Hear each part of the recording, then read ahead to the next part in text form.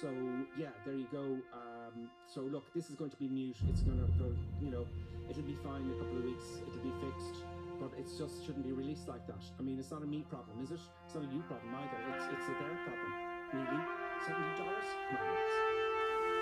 But it's all down to this amazingly modeled, study level 3D cockpit that allows you to really fly the 737 in your own home.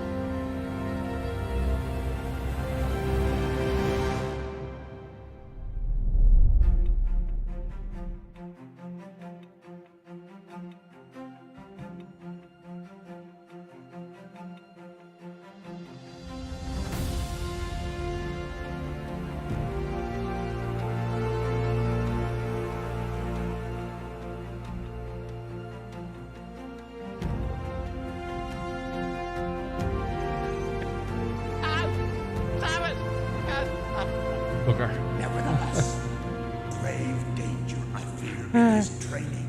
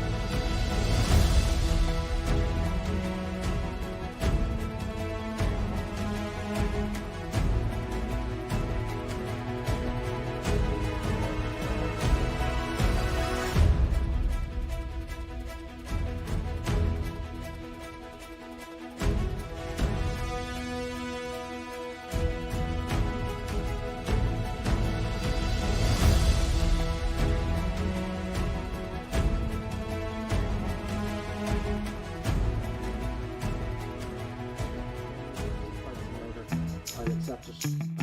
I took this during Discord, and I'll have some odd random stream during the week, and I'll see you then, folks. Yeah, that's it, folks. I hope you enjoyed this, and we'll see you next time. And we will certainly miss you, but it's a very special goodbye there, folks. See what happens. The sea is climbing all over the place. Some of them crashing at first second. Right, those buttons. It's time for us to sign off. I think she wants to treat. Do you want to treat it, the buttons? Do you want to treat? Okay, just look at me until I actually get off the stage. Excellent, folks. Pleasure as always. You too. See you next time.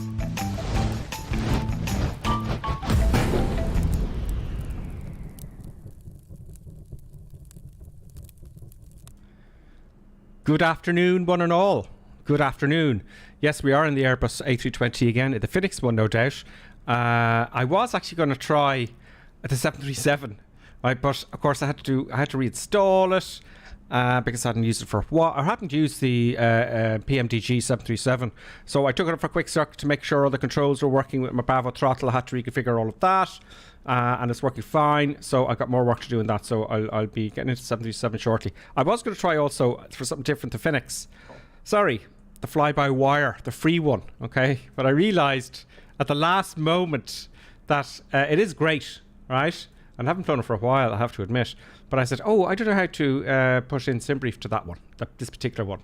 So I get to that as well. It's the same airplane, which is great. So I want to try this again. I miss the old fly-by-wire, you know, in all fairness. Where are you gone?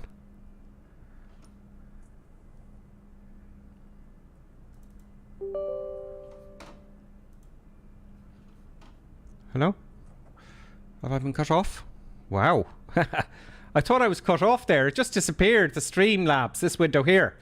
Sorry about that, folks. That just disappeared. And I said, what the deuce? You know, that's the Streamlabs that streams the whole show. Anyway. Am I still streaming? Please let me know if I'm still streaming. Why, Windows? Why do you do this to me? I need another TV. I've got a TV over on this side, which is my right side. I know you see it as my left side, but it's my right side. So I need more.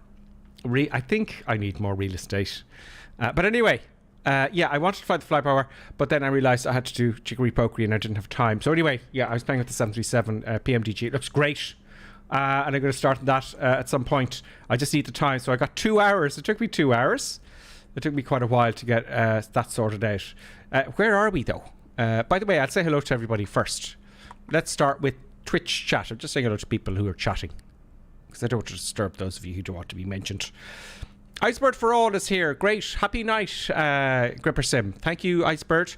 Do you know, you can help me again, right? You can help me again.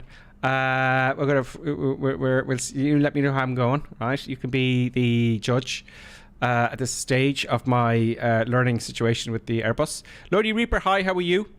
And he says hello to Icebird. Tordo's here. Oh, a big bing bing there. Happy days. That's nice and loud. Wow, Tordo resubscribed Prime for 2 months. And Tordo, I'm sorry that it didn't appear. That's another thing I have to fix. The first time that someone actually subscribes or puts a chat message in or a super sticker or super chat and all that kind of stuff, it doesn't come up and mention you. But that was Tordo. And to mention you, there you go. Tordo, I think it's pronounced. Thank you so much for that. It's because of the subscribers and members, the subscribers on Twitch and the members on YouTube that I keep going with this, to be honest with you. Because we all get a good break during the day, don't we? We forget about everything. So this is great. Thank you so much, Tordo. Who else have I not mentioned there? The chat. DCS Dux is with us as well on Twitch. Happy days, DCS Dux. Thank you very much. DCS Dux is a long-time follower and major helper, actually. Major technical wizard like Icebird for all, and there's others as well. On YouTube, we have saying hello, Random Philip. Some Random Phillips. Say, Gripper, how's your day going? It's a day. It's not bad. I can't complain. You can't. It can be a lot worse, you know. But the day's going fine because I'm getting the PMDG airplane going, and I thought I could do a quick stream with it, but no, I have to reset everything and get everything organised. But it's looking good. The PMDG 737. Where are we, you're asking yourself, and why is this airplane right in front of us in what seems to be a very tiny airport. Well, shits and giggles, as you can tell from the... now, I'm going to change the daylight. I'm going to come back to the shits and giggles bit. I'm going to change that because you won't see anything at night time. Hopefully we'll arrive into Birmingham in the evening. Great. So why is this aircraft, and why is this tiny, look at the terminal, it looks tiny from here, the cockpit. Now if you want to laugh, right, this is Kerry in Ireland, which is actually a really cool spot. A lot to be said for the country, folks. It's tiny. I used to fly in here I've flown in here many times. Many times. So we have the massive Aer Lingus Airbus A320. And they do, you'll be wondering who flies in here, but the ATRs can get in here easy enough, right? That's some folk. That's one of our lads. Those are two of our lads, right? So I don't know what this guy's doing here, right? But this is Kerry, and look at the length of the runway. It's actually quite short. Now Ryanair fly in here in the 737. That's a short runway. Okay, it's short. But it's one of the ones you buy. I don't know if it's free. I think it was a free one that I got, and it's very well done because I've flown into here numerous times, and even the topography is fine, and that hill is there and everything. It gets quite bumpy in Kerry. There's that hill over there. I remember flying over that many times.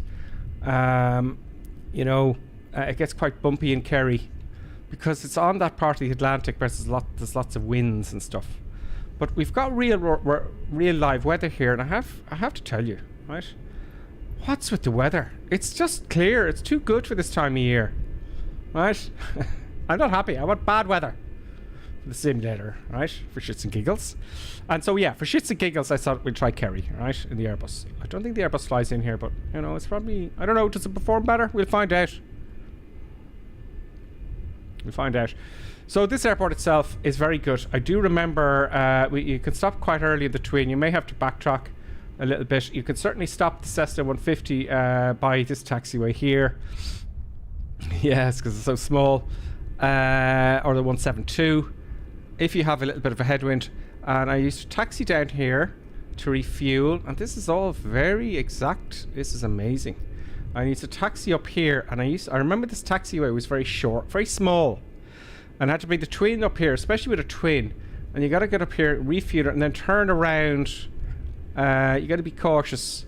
You got to turn around and come back up. So all that's there, even the porto cabins, folks, even the fueling station here. It's really very cool. Now the trucks obviously would drive up to the 737s and the Airbuses, and well, the 737s to the ATRs. But it's a great airport. I've spent many times in here, and if you fly to Kerry in a in a GA aircraft, a general aviation aircraft for shits and giggles, there's a little pilot room here with biscuits, tea, coffee, a lounge, television. It's like first class for pilots. So it's a joy to fly in here, and everyone's very friendly. Kerry's a great little airport. Only positive things to say about Kerry. Even one time I popped in here and they said there was, I won't go into details, but there was no money for the fuel to pay them in the real world. And they said, sure, look it, ring us when you get back and we'll sort it out then. Off you go. That's Kerry, folks. You know, that's the country. So anyway, let's get started, will we? I'm going to have to drive through this aircraft here because I don't know why it's there. It just doesn't make sense. Okay. So, let's get our flight plan sorted out, folks, shall we? No, I'm going to have to do the sim brief thing first, right? Because we're cold and dark. We're just sitting in the apron, and that's all there is to it. I'm going to get this one on the camera here while I'm doing all that kind of stuff. Great. Right, so let us get sim brief going. I'll just look for my icon here. Boom. Sim brief. Okay. Okay, I'll go reasonably quick unless you stop me. Okay. If you ask a question, remember there's no such thing as a stupid question in aviation. Right? There's no such in anything. There should be no such thing as a stupid question. Iceberg for All says he's not judging me. They're not judging me since I'm peril inter pares. I don't know, that's some fancy word you're using. French word perhaps. Turdo, I believe that's me, Gripper. I will try to make my way out so you don't have to go through me. Don't worry about that, Turdo. Don't worry about it. I thought, actually, I didn't mean to be rude there. Oh, God. I thought that was a computer-generated airplane. You stay where you are, because you're important. All the people who watch this channel are very important, you know? So you stay there. I'll work around you. That's no problem at all, sort of. Mr. E's with us. He says, do you have to pay to land at an airport when you fly GA? Yes, mostly you do. There are landing fees you got to pay, and it depends on the weight of the aircraft. So yeah, you have to pay landing fees. If you're a school, if you own your own aircraft, you always have to pay landing fees. That's how they make part of their revenue, isn't it? So that's true. Some airports don't have, smaller airports, airfields don't have landing fees at all. You just come and go. You know, in Ireland anyway. In America, I don't remember paying any landing fees in America. That's your right in America to fly. So they take it as a right. But in Europe, in Ireland anyway, there is some. It depends on the culture, doesn't it? So mostly yes, sometimes no. Okay, flight plan. We are going from Kerry to Birmingham. Let's go new flight.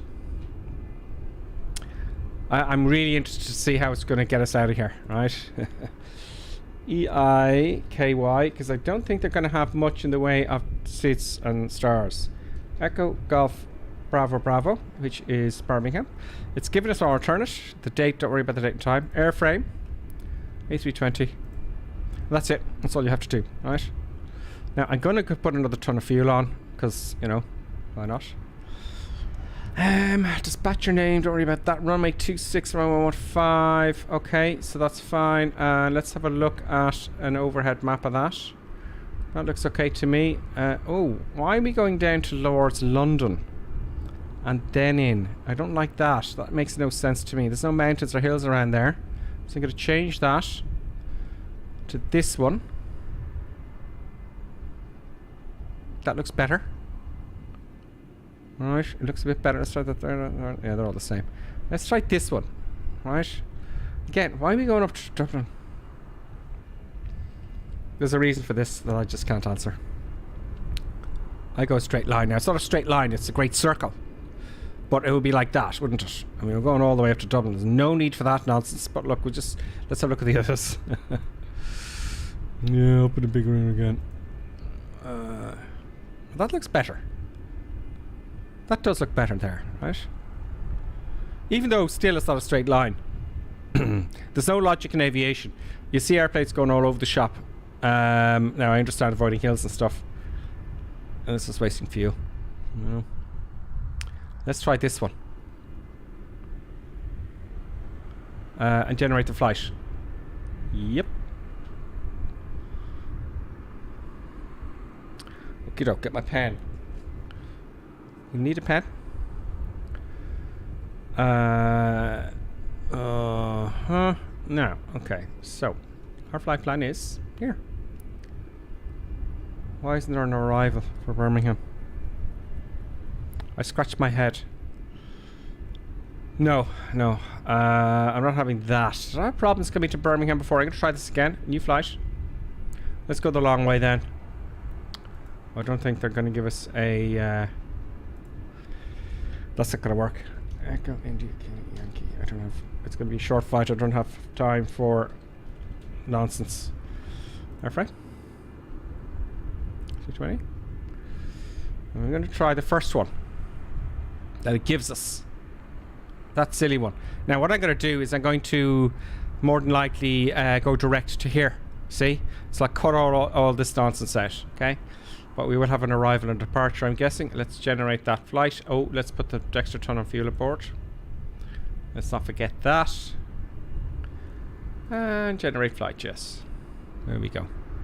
DCS Doug Scripper, I have a J question for you. How does it work if you own a plane and have to rent? And you want to stay somewhere for 2 weeks or so? Surely they won't let you keep the rented plane for 2 weeks. Is that even possible without your own plane then? Well, I went to America, okay, and I did airbuilding in America, and I rented airplanes, a few different types, years ago. And that very question came up. It's a very good question, actually. And they said, no, we're just charging you for the flight time.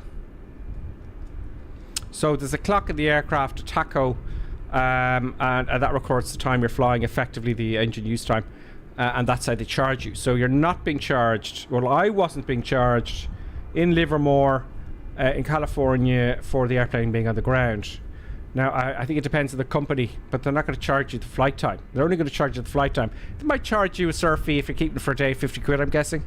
But that's how that works. It's up to the company, really. They won't charge you for the airplane being... they won't charge you flying time for when it's on the ground, basically. Usually it's just flying time. So I hope that answers that, DCS Ducks. There we go. Now we got something better here. And we have a standard instrument departure, which is great, and standard instrument arrival. So that's that. Let's have a look at the... I'm going to write that down if you don't mind. So we're taking off runway 26. And if you can see here, the SID is Charlie Romeo Kilo 30...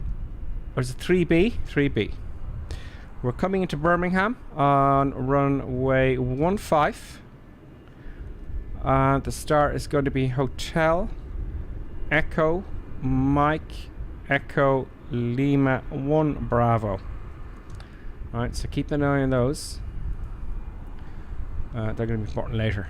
26 and 15. Right. Let's hop to the cockpit. Oh yeah. Our cruise altitude. Cruise altitude. 35,000 feet, folks, ladies and gentlemen. 35,000 feet. Whoop. 35. 350. Flight level 350. Great. So, let's hop into the cockpit at last. This takes usually a long time, doesn't it? You know? Let us put on the batteries. Oh, no, checklist. Checklist, Gripper Sim. Checklist. Don't be jumping ahead of yourself. Checklist out. This is really worn. That's the only checklist I've used. And Buttons has gotten to it many times. Okay, let's have a quick look at my controls, since I have been fiddling with them for the 737 there. I've been on 2 hours now already before I came onto the stream, getting ready for the 737. That looks good to me. All the detents are working there. Engine masters are off. Parking brake is on and working, and the gear lever is working, and the brakes and the flaps, sorry, not the brakes, the spoilers. Engine masters are both off.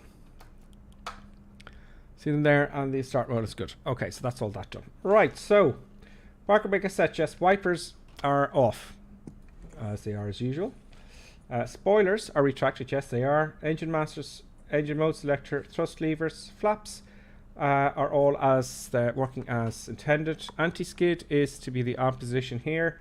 Landing gear is checked down, and fuel quantity. We got an extra ton, including our alternate, holding, and all that kind of stuff. Battery master 1 and 2. There we go. Boop, boop. External power is available. Strobe lights to auto. ADRS, let's align those puppies. Where are you? Where are you? Where are you? Boom, boom, boom. I'm going to switch them off again, because then it'll line them up immediately. We don't have to wait the 9 minutes. APU engine fire test. Okay, it's going to be the same. It's going to work, isn't it? I'll just do the engine one there for just and giggles. Oddly enough, see, it's not sounding there. Let's do it again.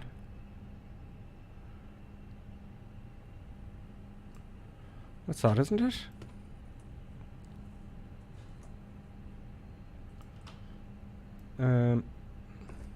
Sometimes it works, sometimes it doesn't. I don't get the error warning. Instruments and display brightness. Let's get some eye candy brightness up here, folks. That beeping is all the computer starting up and whatnot. Let's put the dome light on. Safety belt signs on. No smoking onto auto. Emergency exit signs. Boom. Annunciator lights. Okay, you can test the annunciator lights here, and it just shows all the lights. No, the bulbs are not broken. Now let's get to our guts, the flight plan. The important part. Clear that message. Okay, MCG. No, let's go to an ish, please. Nav acquire upgrade. I thought it's upgraded. GPS primary. Okay, fine. Okay, initial request. That'll upload our flight plan from SimBrief because we've logged on in our little thing here, in our little iPad, as you know. There we go. It's appeared there. Kerry to Birmingham. Flight number, we just got it 01. Cost index, I'm going to go Ryanair 5. Cruise altitude, I said, was 35,000 feet. So flight level 350. Boom. And that's it for that. RadNav, of course, you can check your frequencies. So we come back in here. We want those frequencies, so you got to check those. And this is all for your, if you want to get back to the airport. You know, it's going to be quite important. Init page 2. Would you stop with those messages? Init page 2. So I'm going to hit the cross arrow here. Now we've got our mass and balance, folks. Mass and balance. Let's log on here to our little friend. Let's go to Fenix. And let's get the mass and balance going. Tap to import from SimBrief. That's going to bring in the information about the runways and all that kind of stuff, and the weather. We'll get the weather as well. So let us go to, actually, while I'm here, I always do this. I just put the Q&H in here. 1021. I always do that. It's just, get it in. It's very important. 1021. I can see that, believe it or not. I know you can't. 1021. Twice. 1021. Thrice. 21. And 4 times, actually. That's that. 1021 once, twice and 4 times. Mid page, yeah, so mass and balance. Okay, so that means we need to go into mass and balance here. It's loaded up all the weights from the flight plan. I'm going to load aircraft and I'm going to use instant. 162 passengers, that's great. Zero fuel weight is 60.4 and 31.2. 60.5. So I'm going to put 60.5, just rounded up one, slash. And I said it was 30.2 here. 30.2. There we go. Block fuel, I hit fuel planning, that will take it from the SimBrief. Remember I added an extra ton, didn't I? So our block fuel is going to be, takes a second, is going to be 4.2. Let's have a look at the comments. DCS Stocks says, thanks, considering actually doing my PPL, but only if I can stay at places. Yes, DCS Stocks, you're in Germany, so it's a very friendly, I believe it's quite a friendly GA country, Europe. It's quite cool, actually. So, yeah, you know, if you get your PPL, you have places to fly to, my friend, because you're in Europe. It's a great place. You're not going to have any problems there, but renting an airplane after your PPL is quite easy in Europe. In Ireland, it's not really aviation friendly in Ireland, let's put it that way. It's not an aviation friendly country. You know, anything in Ireland that you're doing out of the ordinary, it's, what are you doing? Who are you now? You can't be doing that. But you're in Europe, so you're good. So Random Philip says, how did you get the plane to automatically input the flight plan from SimBrief? Okay, Philip. Excuse me, guys. I'm going to go back a bit. So Philip, right? What you do, the first thing you do is you go to what's called simbrief.com, okay? And just log on. You'll have to create an account. It's free. Create an account. Go into SimBrief and create an account, okay? Then, right? Make sure I answer your question. You get the plane to automatically. Okay. So how I got it to automatically import the flight plan from SimBrief is when you first log on to this Fenix Airbus. Now, do you know what? I was talking about this before, and I'm going, where did it come up? It came up, you know, good question, actually, because how do I log out and log back in again, you know? So it's in here somewhere. It does come up and say you've got to log on to SimBrief, and it's in this pad. There are videos of it on YouTube, and damn it, I can't actually remember, because it even had log out, you know, because it knows who I am. Let me just see if I can find it here, because just like here, it came up here, log on to SimBrief, you know, when I hit import, and it said log on to SimBrief, and I just logged on like I do to the same account details as SimBrief. But where is it? What if I want to log out now and choose a different account, you know? So that's how it was done. I just want to find something for you that you can use, and you know, it's odd actually. That's just the route and the weather. Ground surface, don't do that. Nothing. Pallets. Oh, sim settings. See if I want to log out now and log back in. Is it in here? I don't think so.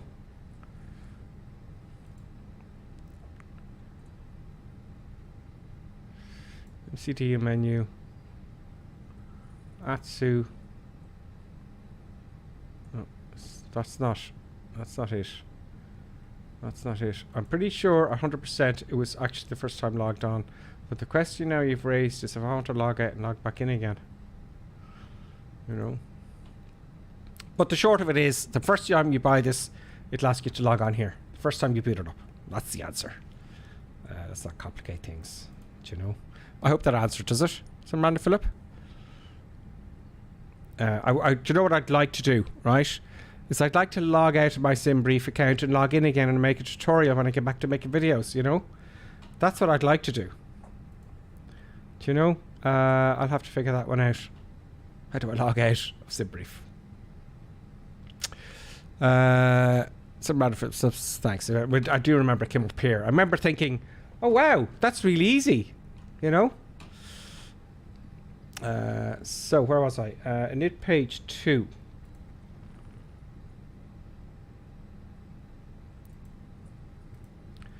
We put the mass balance, we put our fuel, and we were about to hit block confirm to confirm that fuel.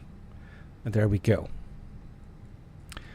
Some random Philip says, is the plane free or is it paid?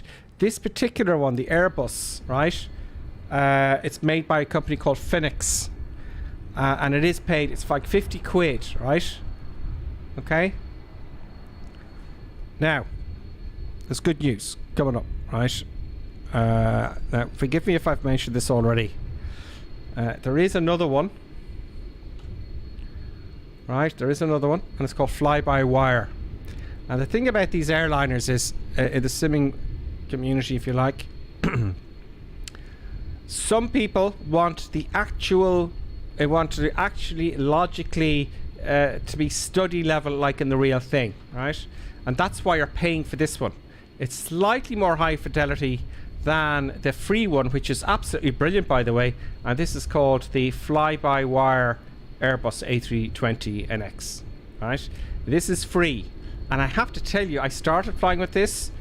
I only bought the other one because everyone wanted to see it, you know, the streams and whatnot. So I wanted to fly this again today. It is absolutely stunning, and it's more than adequate because it is. See, they're developing it all the time. It's upstates constantly. This is eventually going to catch up with the Fenix, right? Because these people do it out of passion. People do some stuff for free, you know. They do it out of passion, and it's going to catch up, I would guess, at some point with the Fenix, and it is all the time. So everything I'm doing on this stream, you can do with this airplane, you know. How deep do you take it, you know? So I would recommend getting this one, or if you have loads of money, get the Fenix. You know, this is very good. I'm going to try and get this one up and running another day, because SimBrief interacts slightly different, if I remember. In fact, oh no, I don't need to use SimBrief for this, so we'll do this one day so you can have a look at it, right? If that suits you. So try the fly-by-wire first. There will be some random fill-up. There will be like the PMDG 737 study level, do you know? Other questions there. Heliperco Virtual, greetings. We got on YouTube SimLee, SM1 Lee, very clever. Specs. Specs. Oh yeah, you're putting the exclamation mark specs. I don't have any of that fancy stuff yet, my friend. I'm sorry. I have a 3080 Ti with a i9 processor with 32 gigs of RAM and an M.2 drive.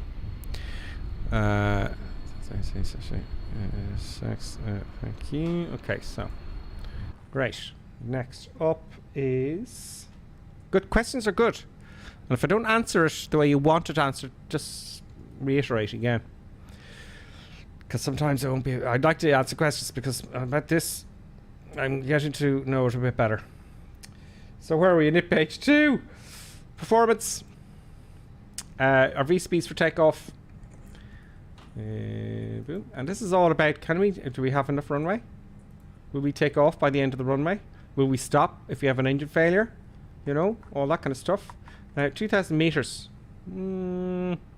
Let's try and see what we get. Okay, so we're in Kerry. We're in runway. No, we're taking off runway to the westerly runway 26. Surface is dry, unfortunately. Flaps I always take off. Flaps 1. Force toga. I'm going to put yes here. Let's put no and see what happens, will we? See if it complains. Anti-ice packs are going to be on. They're on. And let's load the sheet and load the weather. And this is going to tell us 1021. 1021. This is going to tell us when I hit the calculate button, do we need to use full power? It's calculating everything now. So it's saying here, oh, we don't need to use full power. I don't know. Folks, I'm going to go with my gut here, right? I'm going to go with my gut, and I'm going to go full power. So I'm going to hit yes and recalculate. Thank you very much. Let's calculate that again. So I'm going to go full power. I'm not doing flex. 124, 146, and 146. That makes sense to me because it's a short runway. So V1. We can stop before 124 knots. After that, we're going and rotate at 146 knots. And then our engines V2 takeoff safety speed with one engine inoperative is 146. And flaps are down 1. Okay, so 124, 146. 124. 146. 146. Good. Flaps was what? 1 down 1. Flaps 1 down DN 0.1. Boom. Oh, we've no flex to temp. Oh, it's asking for flex to temp. Okay, we don't have to put that in because we're using full power. Because we only got 2,000 meters. Maybe it's long enough, I don't know. Just by looking at it there earlier on, I'm going to use full power. I don't want to embarrass myself, you know. Oh, toga required. See here? So toga is required. See, I said will it take us. There we go. I said yes. So my instincts were quite correct there straight away. There you go. On my guess. So toga is required. Full power takeoff because it's a short runway. Happy days. What else? That's performance. And predicted wind shear. We can put that on. No, wrong button. Gripper sim. Big thing in the airlines as well, as I imagine, as with the small airplanes, is that if you're going to touch a button, put your eyes on it first. You know, because you could easily switch to something else, like I did there. I put on the weather radar instead of the predicted wind shear. So you got to look. And I didn't look before I press it. I said, there's a button, I'll press it. No, look before you press it. So weather radar, predicted wind shears on. Cockpit door is locked. You can lock the door. It's a pity these days, you know, you have to lock the door. Barometric reference is set. VOR ADF we're not using today. FCDU altitude. Let's go to Kerry and have a look at Navigraph. Boom. You don't have to have Navigraph. Get this stuff for free, but I chose to pay because I got members and they want to see the best, isn't it? We are in Kerry. Echo India. Echo India Kilo Yankee. Let's see what we've got. Approach. Sensor instant departure. Okay, so we have departures to Kerry. That's great. The transition altitude doesn't give it to us there. I know it's somewhere else. I'm just being kind of lazy. 5,000 feet usually. 5,000 feet. Now what I'm going to do is I'm going to put. I've got plenty of time for our arrival. Don't be thinking ahead of yourself. You know. Let's just keep it moving now. Where was I? Barometric reference VOR altitude. Yeah, 5,000 feet. So I'm just going to put 5,000 feet in the altimeter here. And my absolute joy. Oh no, it's not working. I thought I had my real sim gear thing working. I don't. I want to have knobs and buttons to switch and press. I don't have it. It doesn't work. Real sim gear. Real sim gear, get your ass in gear, will you? People want to use your stuff, you know. I need, you know, it's expensive. I Iris aligned, EFIS arc plus 10. Okay, well, I haven't checked my flight plan yet. You know, I haven't finished checking my flight plan. Let's go to flight plan. We're taking off from Kerry at departure. And we're taking off runway 26. And as I wrote down, if you remember, the departure was C or K 3B. There it is. 3. Boom and insert. And you'll see when I've done that, look. There's a yellow line. So, okay, that makes sense to me. You see? Gross error check. Insert that. And then you'll see it goes to a solid green line. Let's go to our arrival. And our arrival was, hit the arrival button there, into ILS 15. There we go. Boom. And our arrival was HEMEL1B. It's left out the L there for some reason. I don't know why it does that, but that's the right one. Boom. Boom. If there's a digit missing, don't worry. I don't know why that is. Okay, now let's examine our flight plan. I'm going to go to 40 miles. And what I can do now is... let's examine it. See, the up arrow takes me each stage. One. Boom. Boom. Boom. No brakes. No brakes. We're heading east, sorry. East. And then we... boom. Boom. Can't. Boom. Boom. Boom. Boom. There we go. Boom. Let's examine this here a little bit.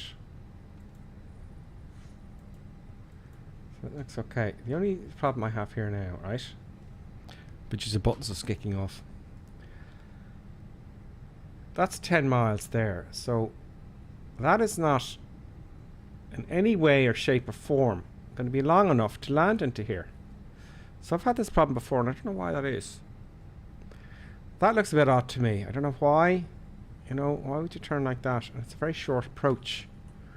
It's like 4 miles. Because this is 10. I'm just judging about the 10 miles, 20 miles. So I don't like that. So what you can do is when I've had this problem before. Right, if I go into here, go to my arrival. This 15. Can I not change it? Can I go here? No. So I want to change that. So what I have to do to change this, I have to go here, you know, and then insert. Okay, fine. And then go back to arrivals and reselect the runway I wanted, 15 ILS. Then it comes up at the next page. And it had something here. Let me just try and press it here. Bear with me. No, up one. Right. That one, but there's no transition altitude. Will we wing it, and if it goes wrong, it goes wrong? Will we do that? We'll wing it, and if it goes wrong, it goes wrong. And that's what we'll do. Let me go over that one more time. We'll worry about that in the way, okay? It's good to have some drama. I might have to take over manually. As if what you usually are. You're usually, I believe, 99.99% of the time. The bit jets are probably all of the time. You're vectored in. So we're going to worry about that in the way. Let's give us something to do and plank about. Okay, so that's the flight plan done. Let's get out of the APU master and get out of here, shall we? So APU is up here. APU master on 1000, 2 1000, 3 1000. So you wait 3 seconds, then you hit the start button. Otherwise, you didn't give it enough time. Let's put the beacon light on. Crew oxygen supply and pumps. Crew oxygen supply is on. Let's get the pumps on. 1, 2, 3, 4, 5, 6. I'm gonna have a look at the chat now in a second. Fuel pumps are all on. Air conditioning. Yeah, okay, I'll put it on low here. And boom, boom, boom. Doesn't matter. It's a simulator. We don't care. Navigation lights are going to be on with the logo. Once the APU bleed is on, it's just kicking off here now. Let's have a look at the back, and I'll have a look actually at the comments now. Oh, we got a few people with us just before let's have a look who's with us. We have the gun, Lonely Reaper, Red Cap, Tort Team, and that's all I can see at the moment. That's all I can see at the moment. Great to have you, folks. The gun has the A310. I have to get back into that. You have to let me know how you find that in the cruise. Producer buttons is you know, it's the same almost every time, isn't it?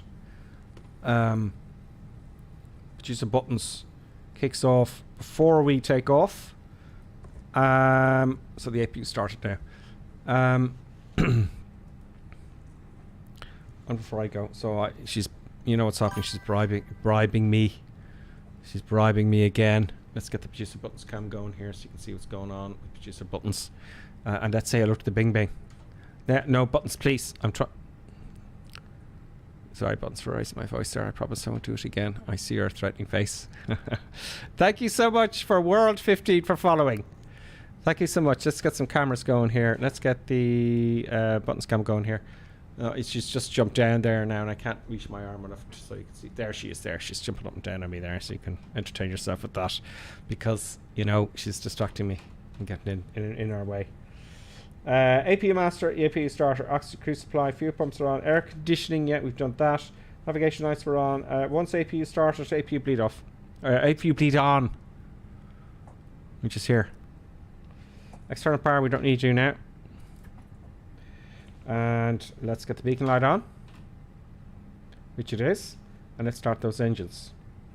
Engine mode selector to start. Engine number 2. Let's kick off engine number 2.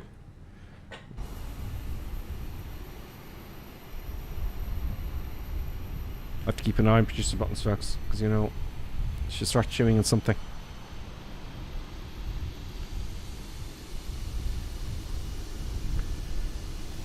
There's engine number 2.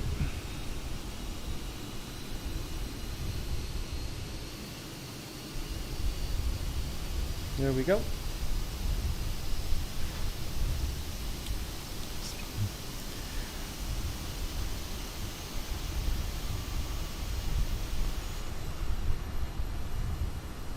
Engine number 1 is windmilling. This is a bit of a wind. Let's get engine number 2 on now. Not much taxiing in this one. There's engine number 2 there. Now engine number 1 goes back on. But you keep doing this. No, that is my VR headset. Please don't chew that to bits. She's after certain things. She does it every time. Folks, I'm afraid, right? While engine number 2 is coming up, okay, would you mind terribly if I appeased producer buttons and left my chair for 9 seconds? Because she's not going to stop. She knows what she's doing. She knows. You can't see her tail wagging in the camera, which is hilarious. Okay, we're back at 2 seconds, folks. 9 seconds, I said, didn't I? It's not as if I have to be exact. Okay, producer buttons, you've succeeded in bribing me. Come on, let's go get your treat. Come on.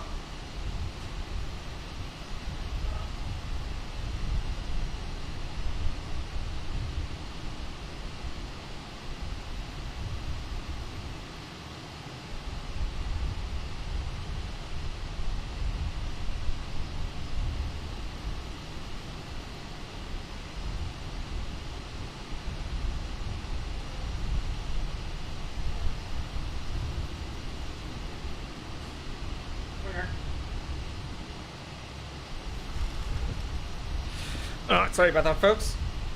Okay, so, now producer buttons. This is a great I can't show you. Producer buttons. Producer buttons, before we go, alright? Yeah. This is a treat that I want to give to producer buttons. It's quite, right. There you go. Oh, man. Right. That is complete there. Yep, that happened.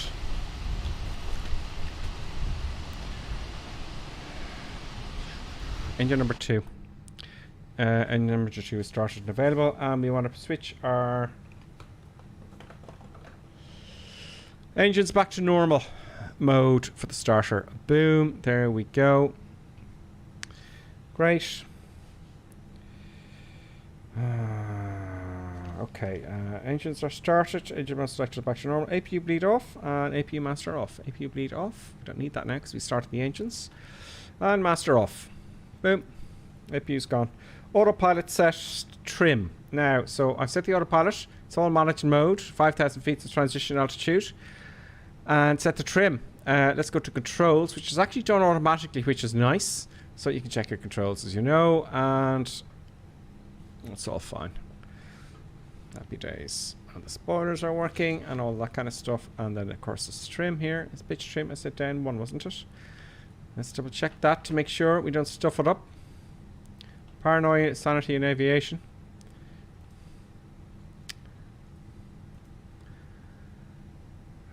Where was it? In it? No?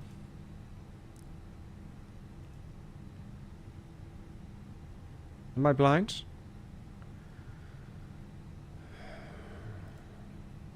Down one. Sorry, it's in performance. That's silly of me. Down one. So I'm going to use my trim wheel here, and the controls, of course, have gone. Give me the controls back again, please. The controls. Look, I can do it here as well. Look, I can guess. That'll be about 1, maybe 2, but let's make sure it's accurate, shall we? Let's go to controls here. Flight controls. F is control. That's down 2. No, 1. There we go. That's done. That's an exact, which is nice. Okay, that's done. And let's get going, right? Let's get going. Let's go to, say we're line up and wait. Engines are on. Good. Flaps 1 for takeoff. Whilst before I move, and we're going to arm the spoilers there for ejected takeoff, and the brakes. I know you can't see that there, but it goes to max here. You can use your mouse if you want. I'm using my physical controller. And let's start taxiing. So brakes are off. Brakes off. And one thing we haven't done, because we don't have a pushback, I ain't going to move yet, because what's going to happen is you've got your chocks and cones to remove as well. Otherwise you'll be sitting there adding full power. So remove those and the ground power unit. You don't want to chop anybody up, do you know? While you're taxiing on the ground. Brakes are off now. Boom. And let's add a little bit of power and just gently move to the runway. Arc mode 10. I'm going to leave it at 20. Adding a little bit of power. There's a little bit. There's 13. Off he goes.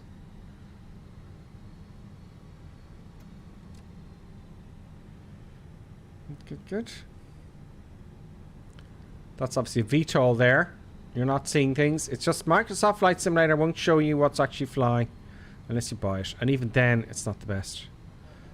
So I've got a backtrack here, right? Oh no, we don't. We can. There is a taxiway. It's not going all the way down to the bottom. I can't remember. Am I thinking of Waterford Airport?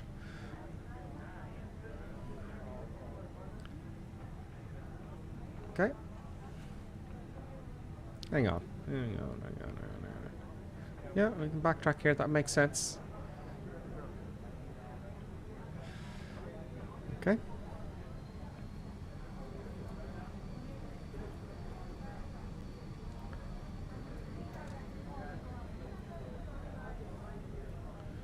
Okay, let's backtrack.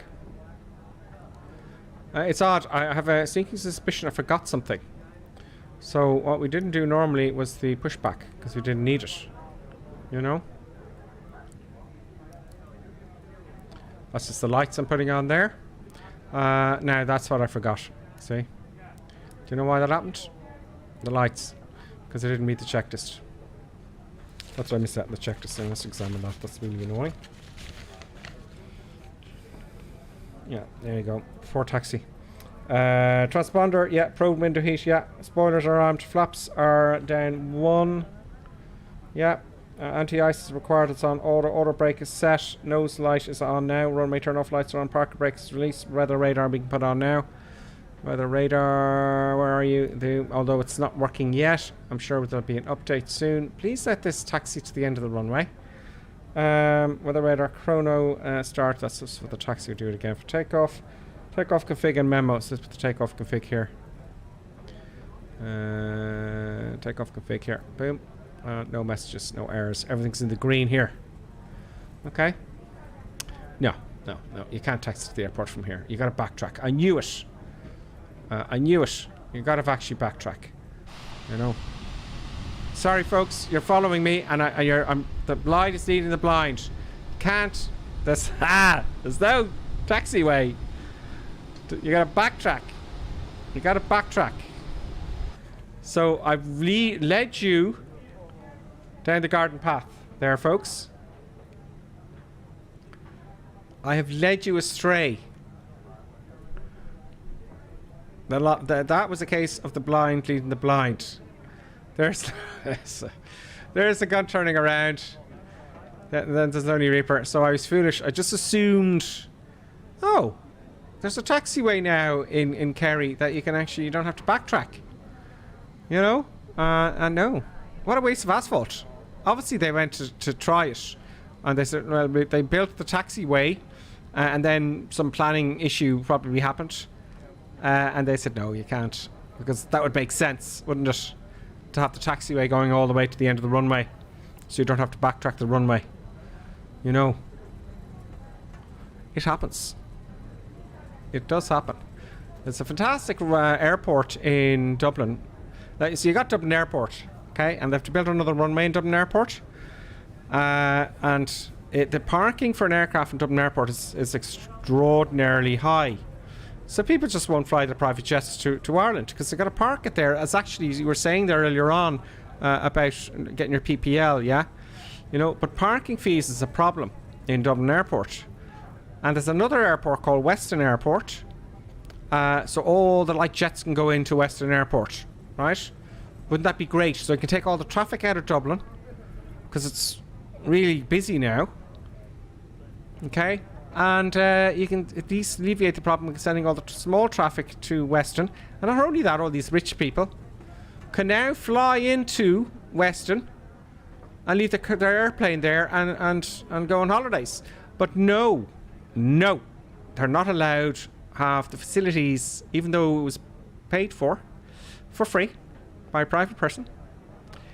They won't let them do it in Weston. So this sort of logic happens all over the world, isn't it? So we're clear to enter the runway. We're going to backtrack now. Sorry for those of you who followed me. So yeah, there's no logic in aviation a lot of the time. A lot of the time. So that's what happens. So that kicked me off there. Really what I'm doing is I'm making excuses for that little error there. I'm trying to dig myself out of a hole. And I made something up. Now we're backtracking, as I initially said. You know. Right, so. Transponder, okay, we don't have the chrono. So all I have to do, right, let's run to the takeoff, right? So I got my QNH set, 1021, happy days. Let's have any stuff here we want here for my flight. So we can see the weather. Has it changed the QNH? 1021, no it hasn't. So that's fine. So what I'm going to do is I'm going to turn around. I am going to... Good afternoon, ladies and gentlemen, and welcome to this mostly uncomfortable and exhausting flight. We will be taking off shortly. So what I'm going to do... Fasten your seatbelts and stow your loud babies in the overhead soundproof. I'm going to line up. Those of you with large, oversized, ugly babies can hit the chrono button. Under your feet. 50% power. Feet off the brakes, full power. Rotate. What we rotate speed. And take off 1500. I'm going to take off, raise the gear, and put the power back to climb power. Activate the autopilot. Now, if you had an engine failure, of course, you know, before the takeoff, that was what your personal intoxication and dehydration on arrival. V1 was for. Those of you who are mentally compromised will also be offered alcohol, but smoking e-cigarettes is mostly definitely prohibited. This will make sense to us for some reason. Thank you for choosing Reaper Sim for your flight, and we hope you enjoy this journey with us. Good afternoon, ladies and gentlemen. You can have a large and copious amount of alcohol now, seeing as we're all cramped into a small toothpaste tube-like restricted area. Please begin the drinking. Thank you very much. There you go. Ladies and Makes gentlemen, perfect sense, on doesn't it? behalf of the crew, I ask that you please direct your attention to the monitors above as we review the emergency procedures to remind you of possible horrific death during this flight. We're going to turn around here now. Do I have the space? Take a minute to locate the exit closest to you. When you are intoxicated, please refrain from opening emergency exits during your possible drunk episode during this flight. Should the cabin experience sudden pressure loss, stay calm and listen for instructions from the cabin crew. Right, let's see if we can turn around here without going on the grass. Your seat. Place the mask over your mouth and nose. Pull the strap to tighten it in. If you are traveling with children, make sure that your oven mask in the first before helping your irritating loud child. If you are unable due to intoxication, you will pass out and suffocate in an orderly fashion. In the unlikely event of emergency landing, and the reason those airplanes are floating, folks, by the way, is because this is custom scenery and they're using standards. That's why they're floating in the air like that. I'm going to move forward for them to be polite. Please be aware, if you are intoxicated, you will be unable to carry out any of these instructions. Now, let us start the chrono. The timer, in other words. 1, 2, 3. 3 times resets it and starts it again. And we're all good. So feet on the brakes, 50% power. Full takeoff here. I'm going to full power takeoff, full takeoff. And I didn't, you know, I'll do that now. I didn't straighten up the standby artificial horizon there. There's a lot more to the checklist that I did there, actually. Okay, good. Full power, feet off the brakes. Toga power set. And we've got SRS into climb. And we've got airspeed alive. Let's get on the center line. Runways and nav. 100 knots now.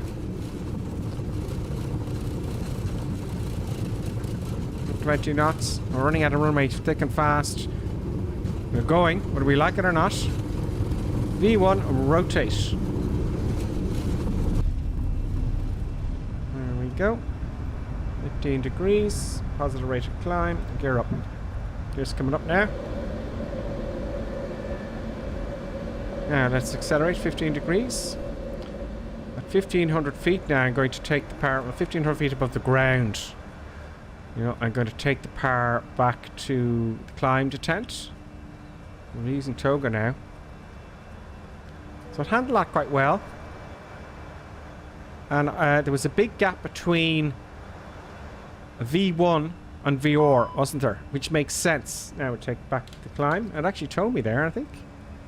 Back to climb now. I'm going to fly it manually for a little bit. Now that's decelerating because I was more than 15 degrees there. That's not on. See here? That tells me if I'm decelerating. And it's telling me to lower the nose a bit more. That's fine. Let's put the autopilot on and get some MyCanD in here, okay? So autopilot. I just like hand flying them. Autopilot on. And auto throttle is on. Happy days. Let's have a look outside. Boom. There are the boys there. And there's Kerry Airport there off in the distance. There it is. Shannon is up this way somewhere. No, Shannon's behind us there. It's up there somewhere. Not that it matters. And Kerry is a nice place to visit, folks. It is Lord of the Rings City. If you like, if you don't want to go to New Zealand, right? It's too far away for you. Flaps up now. If you don't want to go to New Zealand and it's too far away, Kerry is the next best thing, you know? It really is. Okay, we're starting our turn as expected. Right, after takeoff checks, gears up. Yes, it is. We got a little air here. Oh, I knew it. I'm going to put the... yeah, I didn't put the transponder on. And they'll come back to me in the RTC and say, flight blah, blah, blah, you're not showing them the transponder. And I go, oh, yeah, firm, I'll reset. Yeah, that seems to work. Let's continue our climb now. Up to 35,000 feet. Right, we're cleared. That's our transition. Standard. Climb. Oh, is that a restriction?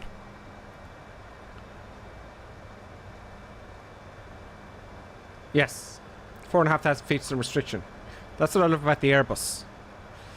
You know, I didn't even, you know, with lots of planning goes into these flights before you actually do it.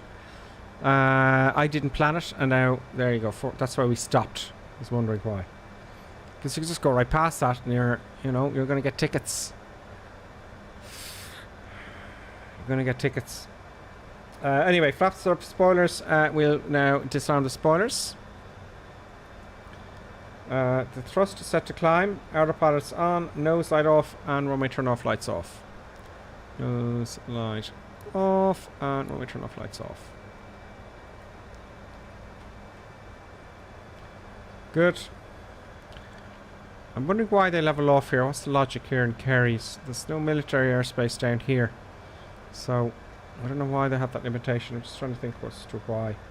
Nose light and runway turn off. Takeoff checks complete. Climb barometric preference is set to standard 1, 2. I'm going to leave the standbys as QNH. Above 10,000 feet, then we're going to take the landing lights off and put the safety belt signs on. And now let's have a look at the comments, folks. There you go, 80 miles. So we're going to be flying low. Really?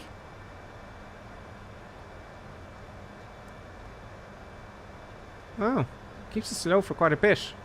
Let's enjoy the scenery and let me read the comments.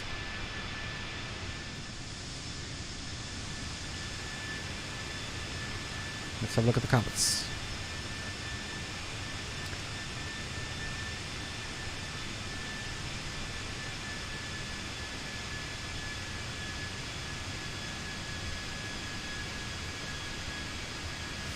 So I'm just because you're chatting amongst yourselves, I'm trying to pick out the chats. Okay, see there. DCS Stocks in the fly-by-wire. I think you set up your username and password in the EFB stands for electronic flight bag. It's just an iPad, really, isn't it? So there you go. So DCS Stock says I did mine in the tablet in the fly-by-wire A320. Oh great, because I'm going to get back into that as well. I just didn't have the time. I wanted to do something different today in a different airplane, you know. So I'm getting to that stage now where... Now I did say I'm going to have engine failures and stuff. It does have it, but I'm trying to figure out how to do it without you watching me trying to figure stuff out in the ground, because what happens is I want to do, as I said, do the no approach. I want to do a go around initially, and on the go around have the engine failure. So I've got to figure that out.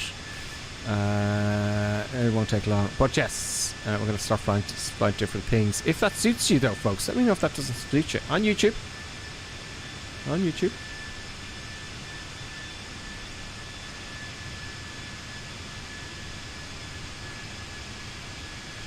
Random Phillips says, some Random Phillips says, sorry for all the questions. No, Philip, that's fine. You know, keep asking questions, because when you ask a question, there's about 10 other people thinking about that same thing. That's a guarantee. So, Random Phillips, a very good question here. Actually, very good question. But is the tablet the only in the Fenix planes, or can you get it in the fly-by-wire one? I think there is one in the fly-by-wire. I think is there one in the fly-by-wire? I think there is. I think there is. Right? I think there is, yes. I don't know for sure, but I think there is. The only one that doesn't have it is the PMDG 737.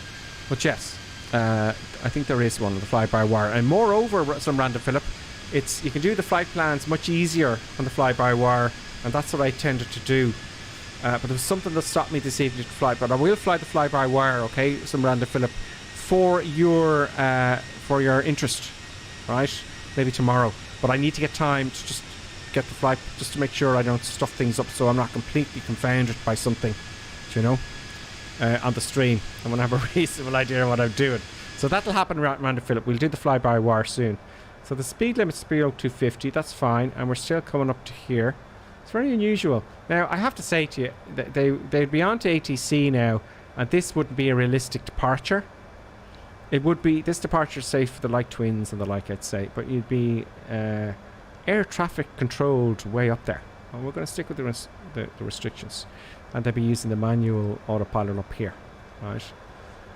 So we'd be on our way by now, because that would waste an awful lot of fuel flying so low.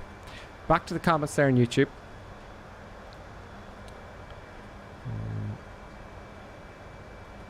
Connor, greetings. Connor Skidmore. Good evening. I hope you're well, Connor. Gripper, when in the cockpit, where do you see your ground speed? Is it the same place of your airspeed? Great question again. Philip, please keep these questions coming, because they're very good ones. Because without knowing it, you've actually prompted something else in me here. So when in the cockpit, where do you see your ground speed? Is it the same place as your airspeed? Great question. Now, the airspeed here, right? We're reading here 250 knots. What is that reading? I'll tell you exactly what that reads, right? Let's hop outside. Right? Let's see if I can get the pitot tubes into view. Now, you may know this. I'm just, you know, those are pitot tubes. They're sticking out. There's 4 of them, I believe, in the Airbus. 2 on each side. 1 here, 1 here. And is there another 2 on the other side? Yeah. Oh, no, there's only 1 on that side. Oh, okay. So there's 3 as you can see, right? Those are just tubes sticking out into the air. Do you see it here? Right? That's reading the airspeed. And what is it reading? Well, it's reading the ram air going into the little tube. And that's pressurized against these very fancy instruments. So what does that actually read? It's reading the air going over the wings only. Right? So that's your airspeed. That's the important one. The ground speed, right, is here. GS. See it up there? 261 knots. But wait. Why is it different than this says 250? That says 260. Okay? It's actually quite a bit of a headwind. Okay, let's not get into... Anyway, right? So, the question then that came up to me is, what's the difference between airspeed and ground speed? Well, think of it this way. If you're... if you've ever seen on YouTube, there's a Cessna on the ground, for example, and there's hurricane winds, and that Cessna is it just goes flown away. Because the wind is going over the wings, and it creates lift in the aircraft, and it just floats up and over it goes in the hurricane, right? So... effectively, in the aircraft, the airspeed was reading over 50 knots, let's say, okay? But it was stationary on the ground. So the ground speed was 0, but the airspeed was 50 knots. Does that make sense? I do that lesson if I get the opportunity with students, and it's hilarious. They never forget it, because if the winds are just right, and we've got a constant headwind. Sometimes up there, if you go up high enough, you get 45 knots, 50 knot wind, right? Which the aircraft will fly like it'll float above the ground. Does that make sense? So I'll say to the student, what's the difference between airspeed and ground speed? And we have a chat about it. Then we fly it, and if the conditions are correct, I'll hover them over the ground. I'll say, look down at the wheel. And they go, oh my God, we're hovering like a helicopter. And I said, yes. Well, what's our airspeed? Oh, it's 55 knots. Yeah, so our airspeed is 55 knots and our ground speed is, and they go, nothing. There you go, the difference between airspeed and ground speed. So I just thought I'd throw that out there. This restriction, it's taken us forever to get there. We'll be in the airplane all day at this rate, folks. Now, I shouldn't have gone to standard, I know that, because we didn't get to our 5,000 feet. I didn't think of the restriction. So, do you want me to go back? 1021, wasn't it? Answer 2-1. Okay, fine. Let's be anal about it there, okay? So it's going to start climbing now when we get past this point. I could ignore it and just keep flying, but let's keep it at that. This is the slowest departure I've ever had. Do you know? Where are we now? We are... Let's open the VIA format for shits and giggles. There we go. There the boys are following us. We're coming up to Cork. So it's going to fly over Cork VOR, and then we're out. So coming up to Cork here. And after Cork, where's the town? There's the town there. Sorry, F12, F12, F12. There we go. Cork is there's Cork there. A very strong accent in Cork, folks. The accent in Cork is completely different to anywhere else. And everywhere else, It's a completely different accent to Cork. Every town in Ireland, even though it's so small, very, very distinct accents. It's bizarre when I think about it because I have travelled around. I think it's the same in the UK as well, isn't it? In Australia, maybe. America as well, perhaps. I don't know. But even in Wicklow, there's a place I used to live in called Glenealy, and even 10 miles, there's a different accent between the village in Glenealy and Wicklow town. Cork, ladies and gentlemen. That's Cork. Now I'm going to start climbing now in a second. Let's zoom in here.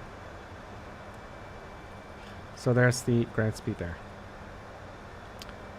I'm a bit confused here because we've got a bit of a headwind. It's only slight. 250 and 261. Well, you see, you've got compression and stuff like that. So, because we are going quite fast. So, there we go. We're going to turn now and we should start climbing. Where does that restriction end? Maybe I learned something new here because I've got to learn something new in every flight. There we go. We're starting climbing now. I don't know what that little dot is for there. See that little dot there? I don't know what that is. Maybe icebergs already can help us. Now, back to the chat. Sorry about that, folks. So, I'm going back now to Twitch chat.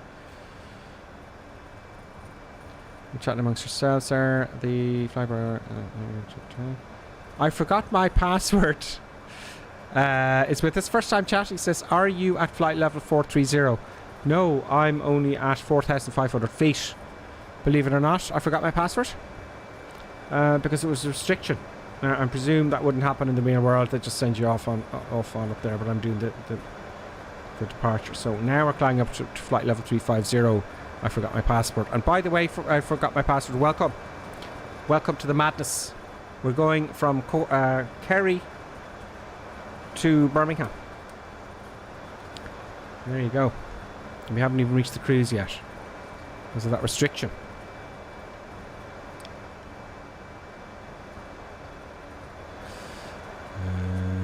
Thank you, DCS Ducks.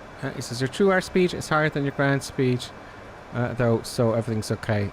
I forgot my password. Says, oh, no, okay, it's 4,300 feet. Ah, I was like a man. The ground looks close. Yes, and you're right to spot that. Usually it would be, you know, with that departure there, it was very low until like Cork, which is very strange.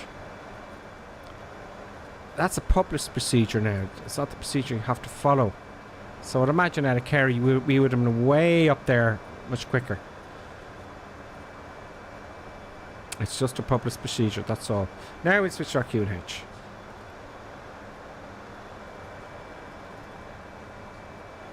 And I'm a couple of thousand feet too late. Back on standard. Let's have a look at that. I'm just going to remove the cameras here for a minute. Because this one now is just taking up space. And I'll just get rid of my face for the moment, if that's alright.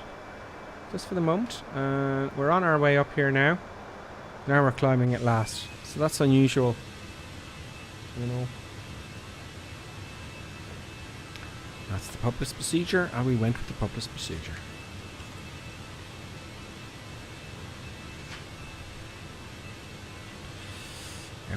Now, this name here, what is this? What is this? I'm going to see this name here. Have they taken this livery from an actual Aer Lingus aircraft? I hear you say? Let's have a look. Oh, just come away from there, please. I have a new checklist for the 737. I'm just trying to get at it. No! No, why is this yours go for a checklist? Now, stop that. Okay, A320 IBHA or Aer Lingus.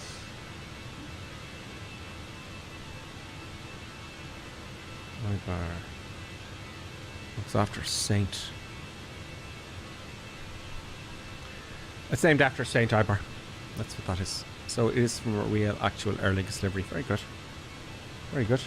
Fenix, very good. Let's get some light landing in here. See the boys here somewhere.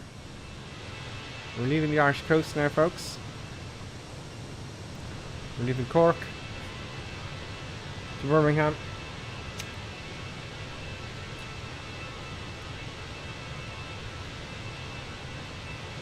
There we go.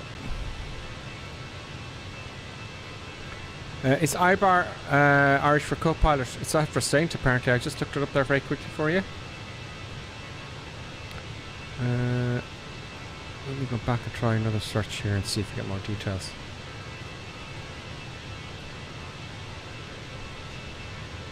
It's for the Aer Lingus aircraft Echo India Delta Echo Mike. Anyway, they're always Saints, aren't they? You know, it's a throwback to. Please stop this! Stop this! Sorry, folks. I just built a box of things. Go away. It's not easy. It's my own fault.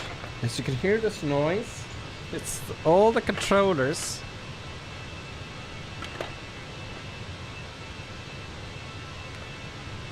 For the honeycomb throttle quadrant which I have. So she's built that box over. Now she's gone back to her bed. Oh my god. Okay, let's see how we're climbing here. 2,000 feet a minute, 18,000 feet.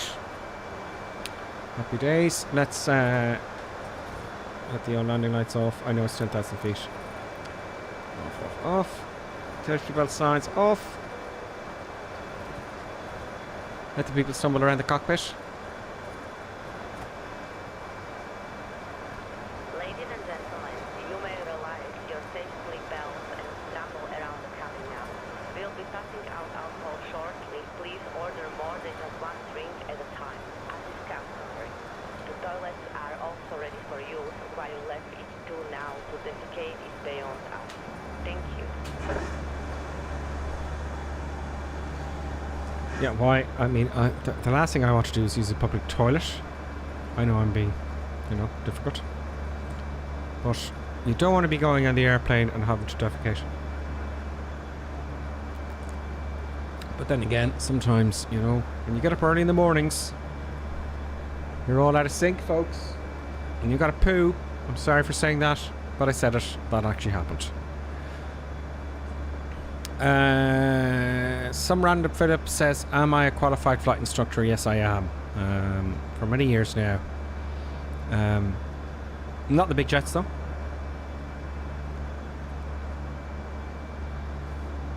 Not the big jets. Yeah. Still a flight instructor. Some random Philip says, I flew the E135 from Man to MOC and then back in the Airbus A330-300 with Aer Lingus. Really good flight. Yeah, Randy Phillip, I have to say with Aer Lingus, in all truth, if I'm going to go to somewhere, I look at Aer Lingus first. Now I know it's more expensive, but Ryanair it's just horrible. There's no panache. Just a little bit of panache. Just politeness, really. The staff are happy. The stewardesses are happy. Pilots are happy. And that makes a good airline. It makes good company of any company. It's a good company. They don't treat their staff like shit. And that makes the difference for the customers, you see.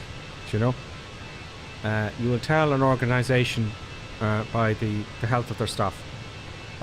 It's in my mind. So with that then, because we're all happy, I'm sure no company's a perfect world, but you'll tell by the airlines they're not treating their staff like shit. And you can tell. You can tell by the staff. Simple as that. Another thing about Aer Lingus I did notice though as well. Now Ryanair thumped them down, don't they? Now the reason, one of the reasons you'll thump an aircraft down and have a hard landing is you want to stop. You want to get the wheels on the ground so you can brake. We're going up to waypoint Irvine here now. 24,000 feet. just over 10,000 feet to go. So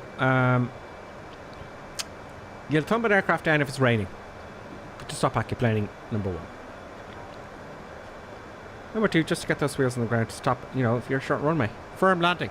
Sometimes a firm landing is a good landing. Do you know? That's a good landing sometimes. If you've got a strong crosswind, you know, we're all looking for floating a nice smooth landing all the time, you know. No, you don't want a nice smooth landing. You can't get it all the time. You know, the conditions have to be just right, don't they? And you have to have the runway length. So they dump them down. So, but I have flown other airlines on a perfectly good day with all the good conditions, and they slam it down. They slam it down very hard. Now, never with Aer Lingus, because I think that the people they choose to fly in Aer Lingus are interested in aviation. You know, it's not just a job. It's not just a uniform and all that kind of stuff that people think that goes with it. So they'll take more pride in their landings if the conditions will allow. But other airlines, I won't mention any names, you know what I'm talking about. They thumped them down all the time. I heard in one particular airline, it's very famous, to a senior guy there, and I said, well, why, when the conditions are good though, they still thump it down? Is it to do with stopping the engine sooner so they get off the runway quicker? And I had all these theories, and he said no. To all my theories, he said no. And I said, well, why did they thump it down in perfect weather? And he says, well, they can't fly, Shane. Perfectly honest with you, they can't fly. You know. And I'm going, are you kidding? Are you joking me? No, they can't fly. You know? They can fly, of course they can fly, but that's that was his opinion.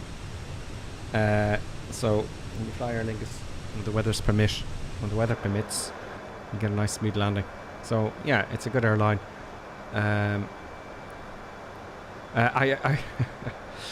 remember. Let me get the camera back on here. How much time have we got to go? Jeez, I'm chatting too much now. You see what happens? Bad things are gonna happen because I'm chatting too much. Oh, we've got quite a bit to go. Let's speed her up, shall we? I'm going to go manual here with the speed, right? So I'm going to change the speed to Mach 0.823, right? And I'm going to push the button towards me. Boom. Go up. Now, I'm taking over the speed. So we're going to start accelerating now. That's a bit too fast. I was a little bit overzealous there. See that line there? See the green little dot there? That's what I've selected. So I'm going to change that down to point there. Push it towards me. Now, hopefully we won't get any sirens going off. So slowly going to accelerate a little bit so we get there quicker. So now it's all on autopilot, but I've selected only speed. So I can also select speed and heading. And my vertical speed and all that kind of stuff. So it's very well done in the Airbus. I do like the Airbus, I have to say. Sadly, I was watching some documentaries on Boeing and a bit in Airbus because I'm doing this streaming. And I'm beginning to prefer the Airbus a bit, folks. Now let's see if you get a warning here. I know it is a simulator, but we're going to get there a little bit faster.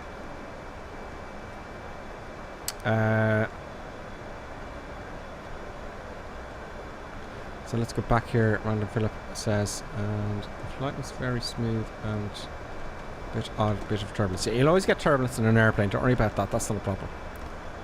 This, some Random Philip says the Aer Lingus was actually the cheapest flight. Oh wow, great. So I'll always choose them first. And I'm disappointed then when I can't get Aer Lingus to where I'm going. You know, I have to tell you. Oh yeah, the camera. I knew there was something in my head there. That little man at the back of your head. You got to listen to him. There we go. I'm back. You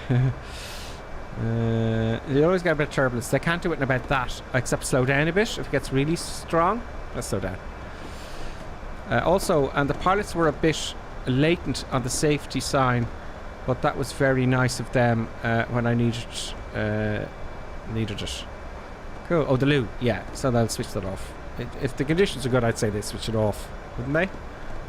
Before you get to the top of climb. And Random Philip says it was a nice takeoff and landing. Ryanair pilots can't really fly well Well, that's just a story. I don't know if he was just joking me. I was kind of really pushing him. Are you kidding me? Well, why is that? I see. This particular pilot was, he'd fly the little things as well. So he was an instructor as well. Probably still is. There's a very small percentage of airline pilots that actually would fly the little airplanes and become examiner, you know, or an instructor, and they'll actually fly the little things. They know how to actually fly an airplane as well. Now, we're not flying an airplane now, we're just sitting here with the autopilot. But when the shit hits the fan, you know, and weird things happen, I would have the, you know, I would just, like, there's some accident reports I'd look at and read and stuff, and I go, well, I'd just take over and power attitude trim. You know, remember that there was an incident where it was something like, now this is not exact because I watched this a long time ago, I think the first officer got stall warning in the cruise, and the captain got an overspeed warning. So what do you do? Are you going too fast or too slow? So the captain, we got to slow down. So we slowed down. But the first officer says we're getting a stall now. So the pitot tubes that measured the airspeed were different on each side for whatever reason. So anyway, they ended up, because the captain thought we're overspeeding, he thought they were overspeeding, they ended up stalling and crashing. Now, in hindsight, it's very easy, but if I had that now, I'd go, okay, let's take over control and set the power to cruise power, right? Manual, cruise power, and keep it straight and level and see what happens.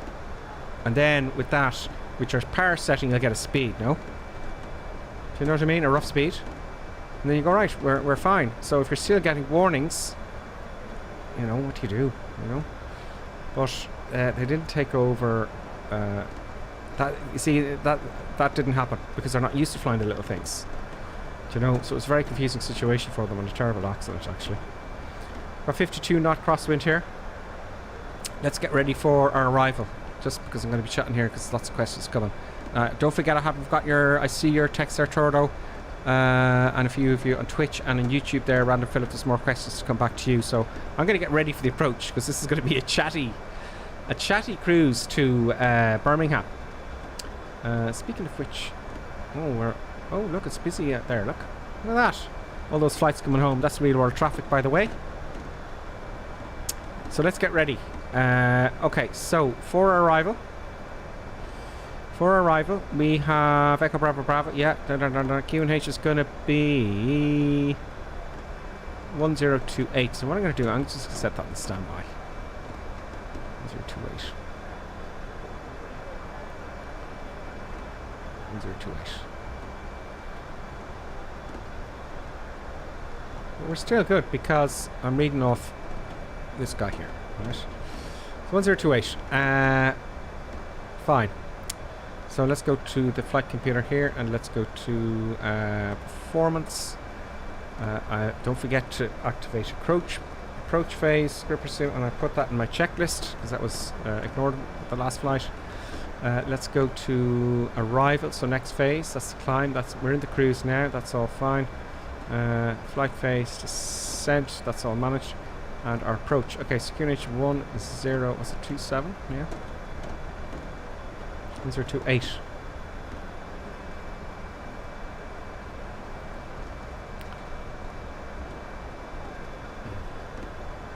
Good. Temperature on the ground in Birmingham is 5 degrees, dew point 4. So it's 5 degrees. 5 degrees. The windsock is reading at 6 meters. Oh, great. 160 at 3 knots. 160 at 3 knots. 160/0 ups. 03. Now we're coming into runway 15, so it's a headwind pretty much. So we're not going to have any crosswinds whatsoever pretty much, which is great because, as you know, the flight simulator doesn't manage crosswinds very well. Approach 140, great, it's always 140. Let's have a look at our minimums and whatnot. So we're going to Echo Golf Bravo Bravo. I'm typing this into Naviggraph, which you're going to see now in a second. There we go. Approach, runway 15, ILS. Oh, we can do a Cat 3. I'm going to do it manually, okay? It's so fun if you don't fly it manually, isn't it? So, ILS, Birmingham, Echo Bravo Bravo, yep, great.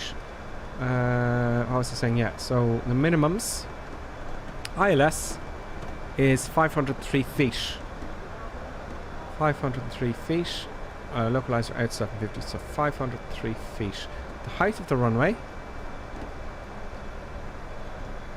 is 303. 345, okay?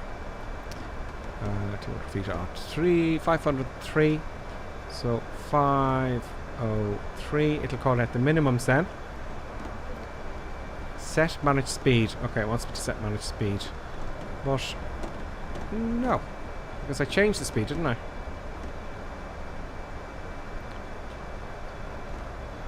So that's that done. And let's go to the cruise checklist. Okay, check ECAM, yeah, check weather, we've done that. Select approach, we've done that. MCD performance, like QNH, set temperature, winds, transition altitude. Transition altitude coming into Birmingham is 6,000 feet. Are we at our altitude yet? We are. I'm going to put the 6,000 feet. In fact, I'm going to put the height of the ILS, the intercept, 2,500 feet. So I'm just going to get that ready, 2,500 feet. And so air traffic control, so we don't have to worry about stepping down. So this is thousands to get to 500. Click here and 1, 2, 3, 4, 5. There we go. The go round is outside ahead to 1,000, then turn right until once it's 3,000 feet, then it's correct. Okay. Worry about that later on. Good. What else do we need to do? Minimums are done. Landing configuration, that's fine. So we're going to have full flaps landing. And that'll be good. We're not doing the descent. I'm not going to start doing the descent. I'll just read ahead first of all. FCD. So when I get to the descent, I'm going to push this in here. It's going to start descending to 2,500 feet. I'll put the safety belt sign. I'll look at the anti-ice. We're going to go below the transition, which is 6,000 feet. I'm going to put the standard, the proper QNH on and double check that. And then after 10,000 feet, we'll put the landing lights on and safety belt signs on. Which you'll have done already. Okay. That's it. Let's do my little calculation thing. I'm going to go back to the comments now imminently. Where are you? What am I doing? Flight plan.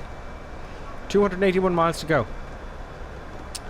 So we're at 35. 35 multiplied by 3 is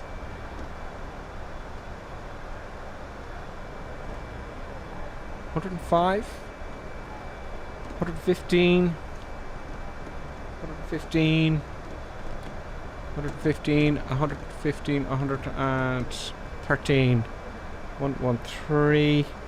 So let's use the calculator now, just for shits and giggles. So what I'm doing here is I'm taking 35, multiplying it by 3.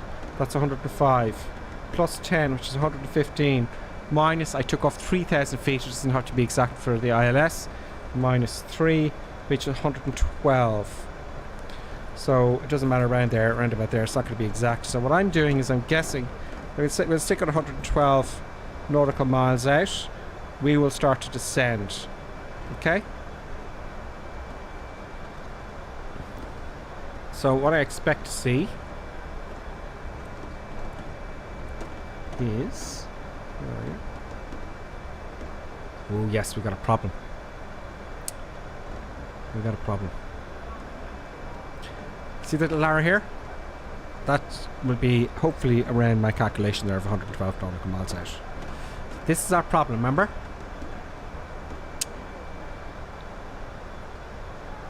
Let's go to plan mode. Let's zoom in for 20 miles. Go to the flight plan, and now we can go step by step. Up arrow. Boom, boom, boom, boom, boom, boom, boom, boom, boom.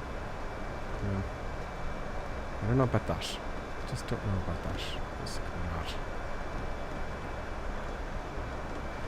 So that's 10 miles out. This circle here is 10 miles.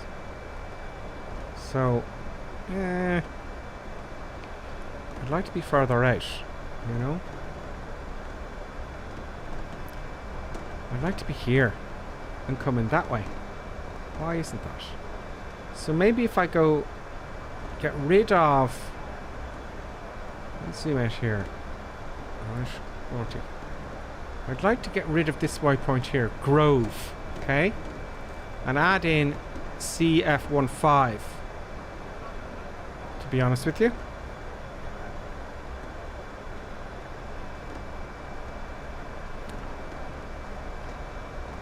I think I'll do that now, if I can. So it's all about Adam underneath, isn't it? So that's one thing I have to get used to. So I'm trying to zoom as best I can so you can see it. Let's go back to the comments there, because I said I would. And we'll look at that then shortly. Tordo says on Twitch, she says, I had the pleasure of sitting on the upper deck on the A380 recently, and I don't think I can say I've been somewhere more quiet in an aircraft before.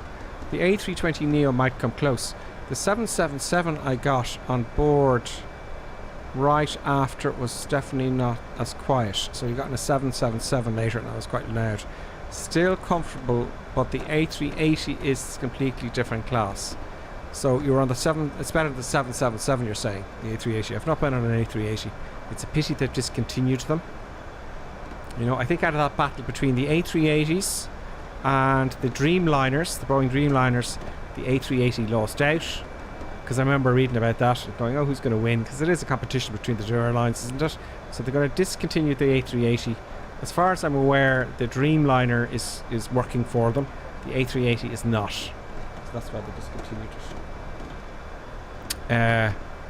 You know. I also heard in the news that Boeing are not going to have any new aircraft until 2050 or something. They're just not going to develop any new stuff. Could be a bluff, I don't know. So let's play with this. I want to delete Grove, that waypoint. Should I be doing that though? Yeah, let's play with it. Flight plan.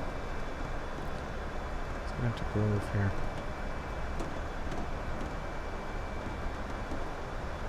Grove. Where's Grove? There, right? If I delete Grove, that's that gone. Okay, let's get rid of Grove. Clear. Grove. Insert. Fine, there is a discontinuity, that's fine. I'll just delete that. Clear. Discontinuity. Insert. See? Now it's going straight to here. Now I would like it to go to CF15. You know? CF15. Oh. No, get away from there. Just the button's kicking off again.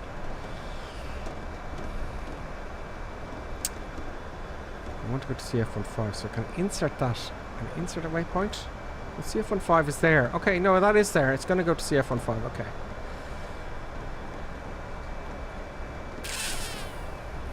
So you got rid of that king. Let's just go with it. When I go around, if shit hits the fan. Excuse me. Now, I'm going to put on some daylight here, folks, because you won't be able to see anything. And it'll be evening time by the time you get there. Getting a little bit choppy here on the sim. A little bit choppy, I noticed, with the mouse wheel. Yeah, so just a tad.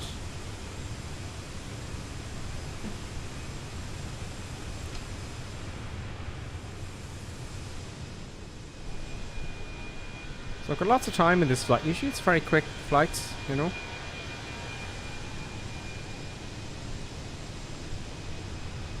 It's a bit choppy there when I'm moving it around. Gotta keep an eye on the dog, yeah. She's up to no good, I know it. Just trying to get my checklist in between the chair and the wall. Back to the comments.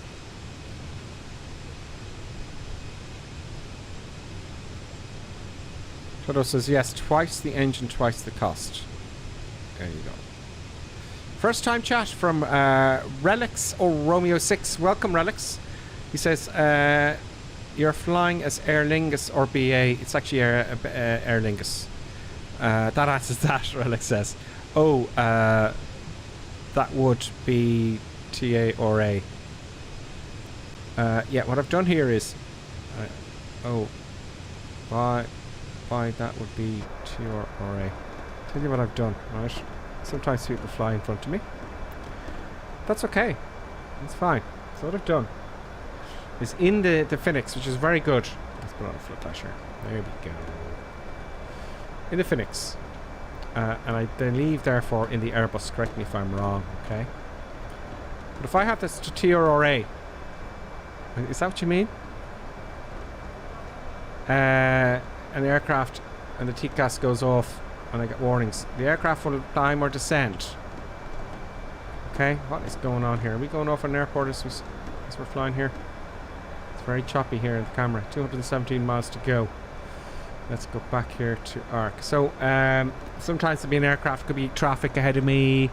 I don't think it does it if it's one of the guys there that's flying along with us in the North European server. But sometimes on approach and there's an aircraft quite close to me. And I don't want to be going around all the time. And it'll climb or descend, and that's the end of the approach. So I have to go around and spend another 20 minutes getting back in. So, what I tend to do is, I just put it on advisory. Right? So that's why it's not TRRA.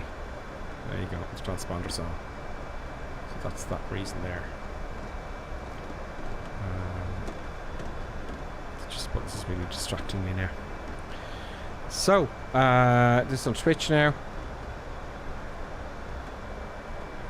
He's saying someone legged it across the front of you like 500 feet. Yeah, it doesn't seem to activate the TCAS. You know, it doesn't appear to with people flying along. So don't worry. But if there's traffic there, which the traffic downloader I have, it will actually act if I have TRRA on. So I just switched on to a advisory only. We've got another first time chat from Smite Quad. SMIGHTQOD on Twitch. Welcome, first of all. Welcome. I call you Smite. Smite, let me know what that means. Producer buttons. So he says, hi, I want to offer... Oh no. Yeah, no, I'm not reading that. Right. I'm not reading that. I'll get rid of that now and producer buttons, set this down. In fact, I'll do it now. Sorry, producer buttons. Oh, okay, you gotta see what's happening here. This is crazy. Nope. Producer buttons. Get the camera up here. Get the camera up here. This is what's happening. Ow! Okay, so I'm gonna get rid of that. That's just a spam there. Please produce some buttons. Please. I don't get rid of that. Damn you. Damn your ICER. Click to replay. Pin this. No. I don't get rid of that message. Why won't it let me get rid of the message?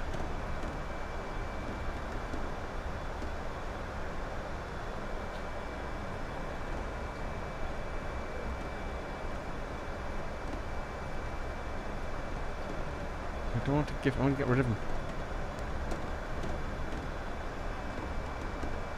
There we go. That's the end of that.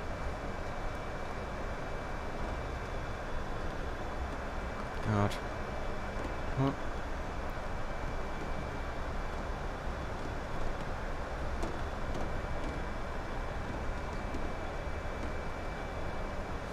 Just please, for the love of God, stop that. Stop it. Sorry, I'm just trying to get to the chat here, and some thing has gotten on my way there, and it won't go away. Streamlabs have to do... Streamlabs really, you know, they have to stop this crazy madness. Oh, produce a box. Get back. Get back. Get back. Go on. Okay, I'm going to give her something to play with. She's trying to take something off me. She's just... Here, play with this. Here, look. Look. Go on, off you go. Rip that to bits. There you go. That'll fix that.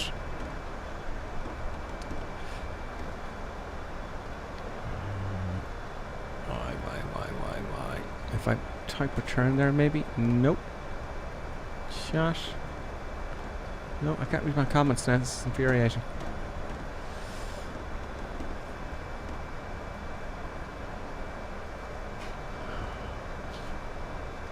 God. See, it was a bot that was trying to sell stuff, you know, sell extra stuff. So I just can't get rid of it there, you know. It just won't go away now, and I don't want to follow a whisper or gift them a sub because it's a bot, and I can't get rid of that. And that's very annoying. Manage suspicious user. Just go away. Message altogether. Folks, you know, it's just crazy. Just go away. See what you gotta put up with. You know? You've gotta...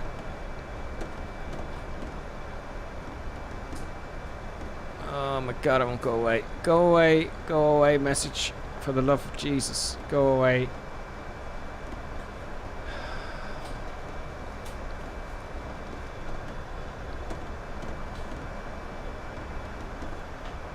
Refresh chat, maybe that'll do it. Oh no, I've lost all the comments. Brilliant. Oh no, I haven't. We're back. We're back. There we're back. I'm still on Twitch. I'm going to get to YouTube now.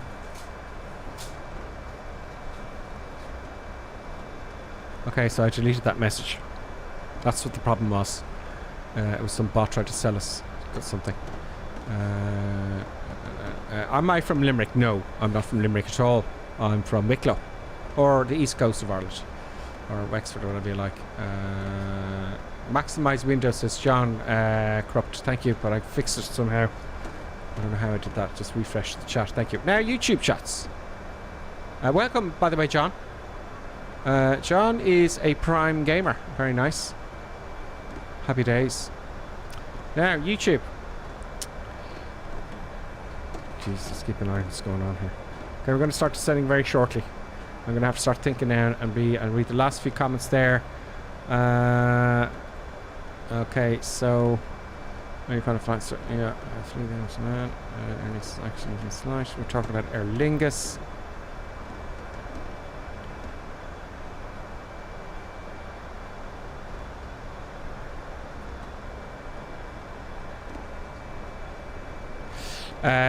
Some random Phillips saying, do you prefer the old Aer Lingus livery or the new one? I'm not pushed. Just bother me, liveries, you know. Liveries are liveries. I haven't thought about it. They're both okay. They're Aer Lingus liveries, I guess, you know. John is with us. Evening, John. Liveries don't bother me too much, you know. I just go with it. I wouldn't say I'm a livery head, if you know what I mean. I'm just going to temporarily get rid of my face to get ready for the landing, and we'll talk there. I'm going to run through what we got to do and what could go wrong. So I'm just going to get rid of buttons. Buttons is very busy now tuning stuff up. My buttons, producer buttons, if you'd be so kind, would you rip the paper I gave to you and just spread it all over the floor so it's hard to clean up. Thank you. So that's producer buttons. Okay, I'm going to get rid of some of the cameras just for now. That one there, this one here. Great. So it's a long cruise, but we're busy chatting, you know. So let's have a think what we're going to do next. It looks like we're going to start descending in 10 nautical miles. 133. Okay, so I was a bit off with my 112 nautical miles there, wasn't I? You know, so I was a little bit off, but not, you know. I wonder what is different. Oh, I'm going very fast, that's why. Let's go back to managed mode. That's why. That's why my calculations are different. So I'm slowing down now. What's going to happen is I'm going back to manage mode. This arrow is going to go further away because we're going slower. So that's why my calculations were wrong there. Now that's a good gross error check, isn't it? You know?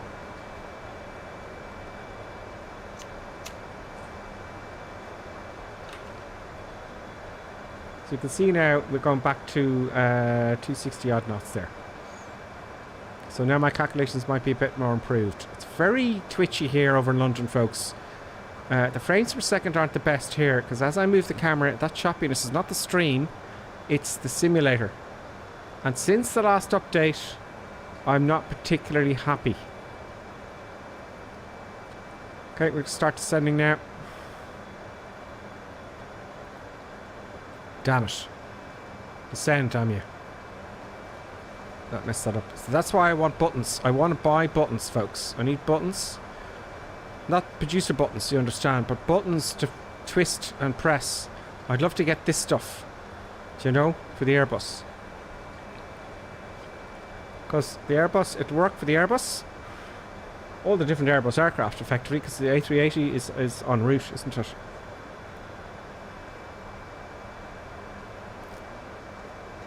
Okay, so we're on our descent.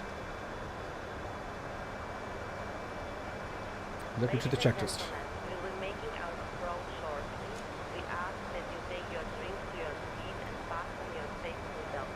We'll be offering more drinks shortly.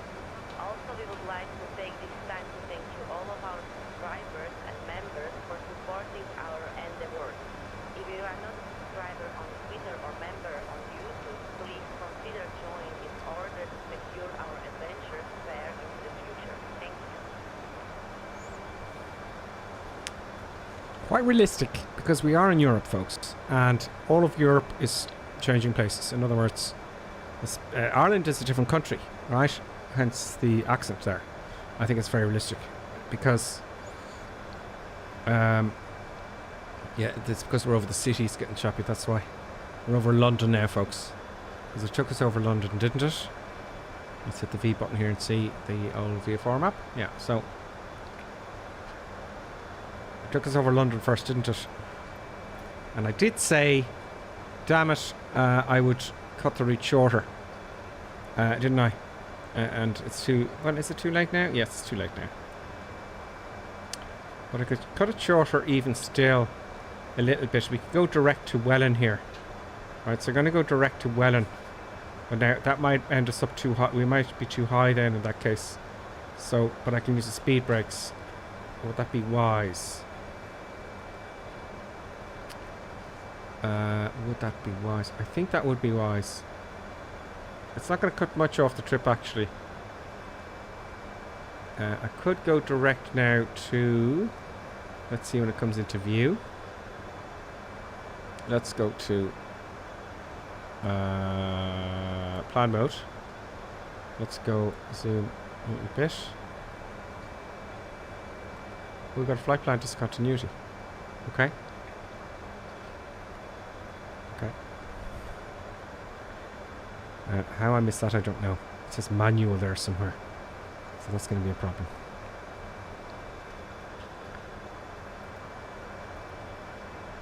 What the deuce is going on here? Where's my flight plan gone? I'm going to go direct to...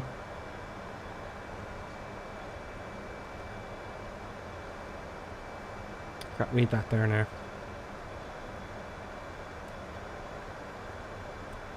Where's that flight plan? Continuity. Doesn't seem to be one. I want to go direct to... we'll go Han, right, for the moment.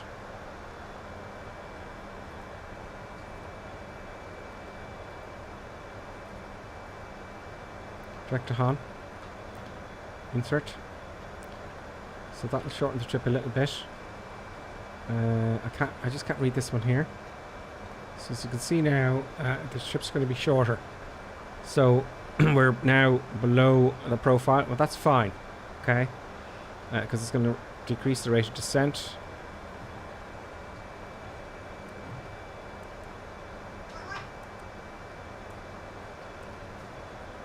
And we'll be on profile by Han. I know that because... See that little arrow there? It should be... That's when we start descending again. And it's reduced our rate of descent there automatically, which is really amazing. So that's nice. Now we can't see anything again, folks. Sorry, I keep doing this too. We want to just be able to look outside from time to time. It's going to get pitch black You want the arrival to be at that golden hour. That's why I'm changing the time. So that looks good there for now. Let's go back to arc mode and 20 nautical. Let's go to 60 miles there. There we go. Direct to home. We'll turn around here and back in.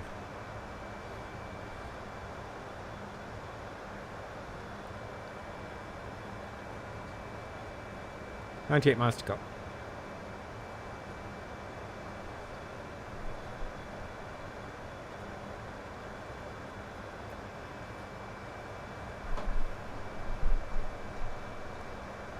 Back to the comments.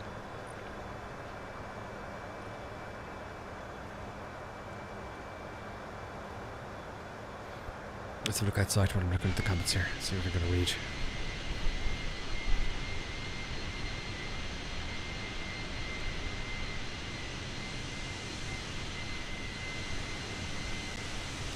And of course, producer Buttons is trying to get behind the cables like she used to distract me.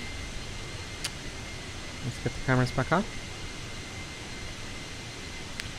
don't know if you can see that, but behind there,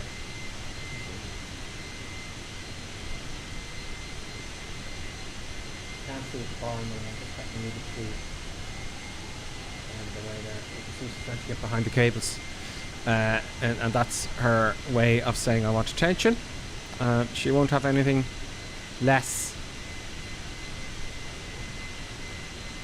That'll be for the landing. She can do nothing about it. Good dog. Okay. It's going to be a long descent. 98 miles to go. Let's review what we're going to do next. See, a long flight, you got plenty of time. I like the up and down quick flights, you know, moving along. Now I've got time to think. Do you notice that?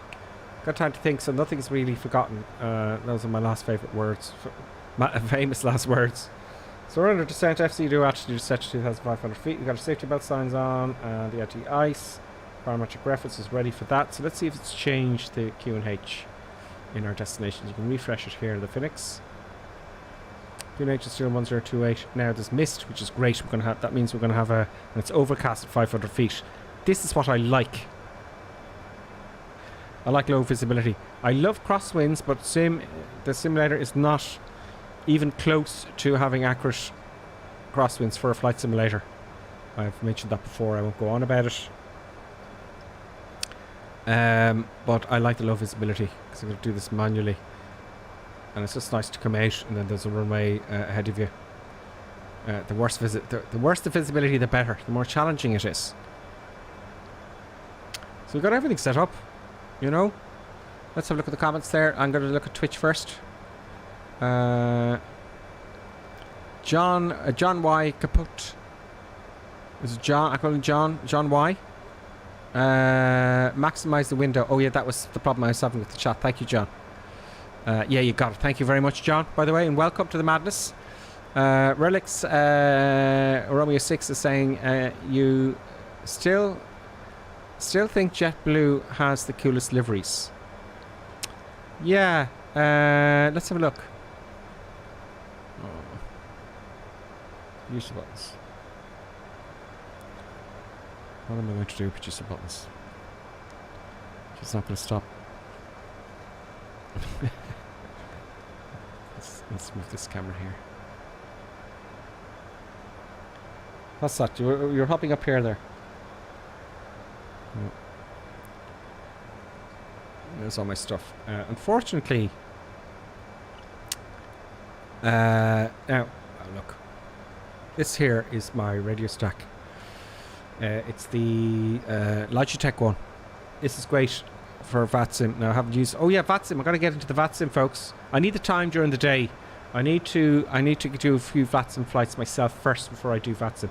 This is gold dust because when VATSIM are asking to change frequencies, you can't be flip-flapping around, you know, with the radios down here because you've no hands, right? So you got to start messing around with buttons and get the right frequency and stuff. It's just so much handier and quicker. Also to do with up here, as you can see, I have the real sim gear, which doesn't work on this aircraft. All I want is heading and track and altitude select and vertical speed and all the stuff. It's all the same. All the autopilots are the same. on every aircraft. The theory is just the same. It's always the same thing, you know. And this won't work with this aircraft, but it does with the 737, which I'm delighted about. So if I want to change frequencies here, you know, I can start changing them very quickly. You know, rather than writing them down, you remember it into the actual system itself. So this is great, right? And this works here in the Fenix. These are very good. I wouldn't bother about the rest, but the radios are very good. I'm sure there's a different maker to do these. I don't know, but they're very handy. What have I checked for approach? Let's go to RadNav here and just check that I have all the right frequencies for my approach, shall we? We're coming close now to our area.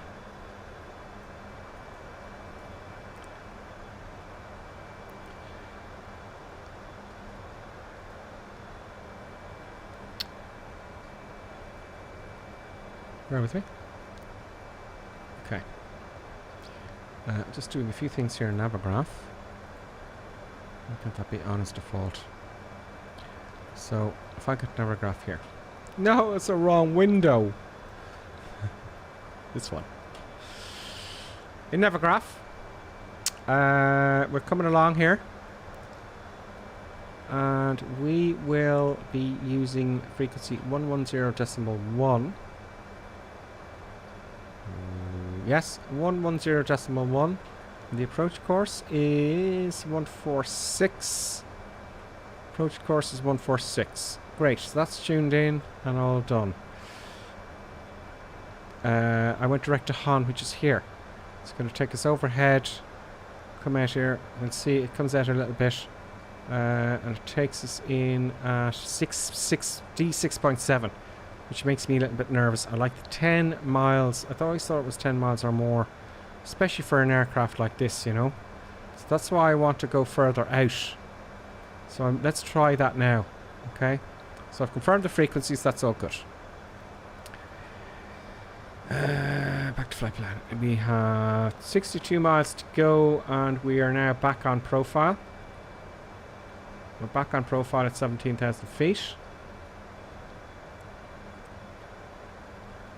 A little bit. We're going to Han. I can read that one now. Oh, Oscar. Let's leave it. Let's not upset it now. We just let it go, because it's going to change everything. It's going to recompute everything, and we could be too high or too low or something. We don't want to do that. Restrictions. We've got to be at flight level 90 here, and that's all fine. The transition altitude was 6,000 feet. Let's stick this in here, will we? Look at these bugs. It's very hard to move. Oh no, that's okay. That's good. 6,000 feet. Boom. That'll do. Old school.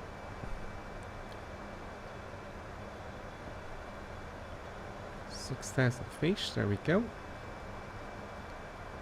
And the QNH, as I said, was 1028, and that hasn't changed. I put it in the standbys there.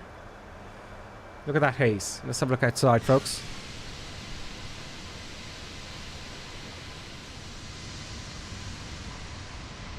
That's what we're going into.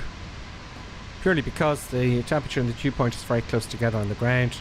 What you get then, you're going to get moisture evaporating into the air, because it can't hold it.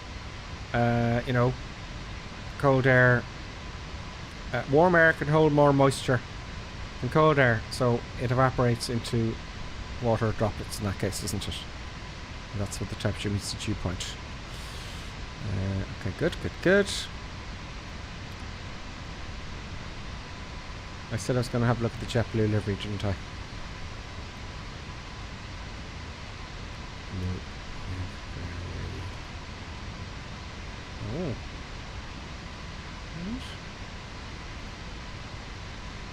Yeah, there you go. That's the JetBlue livery there. Star Wars. You know, they've got some cool ones there. Is that the standard one? You know, not very high fidelity picture, but they got some interesting ones there. Yeah. Very nice. Very nice.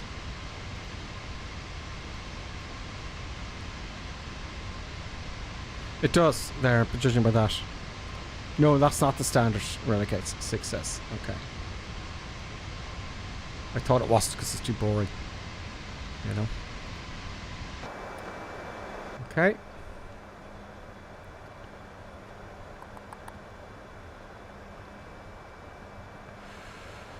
Yeah, it's a long flight today. It's going to be a long flight. No more bing bings. I'll just say thank you again for Warlord15 for following. And Tordo has resubscribed there for 2 months. Thank you, Tordo. Happy days. And the Tiger there also followed there 2 days ago in the last stream. So, yeah, it's been a long flight.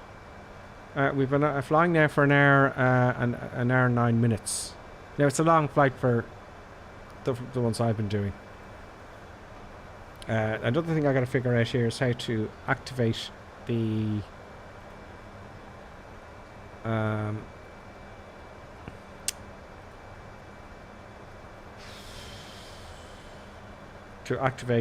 alternate.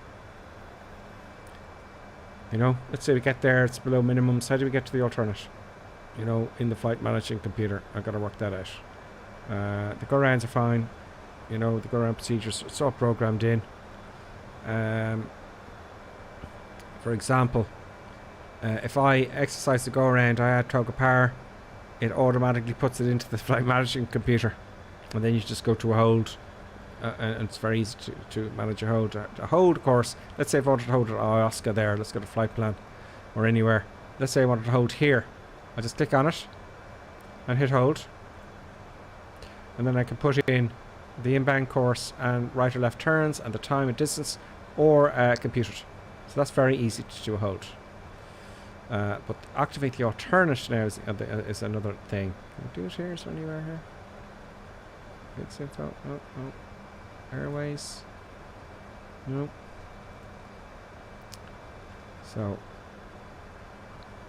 I did an alternate one day, but I just went direct. You know, that's not the way it's done. But I'd like to know how it's done. There will be a day where I get a whole day to do all this stuff, and then that mystery will be gone. Eventually, these things. You can also make up your own waypoints. Let's make up a waypoint. Let's see when I have time.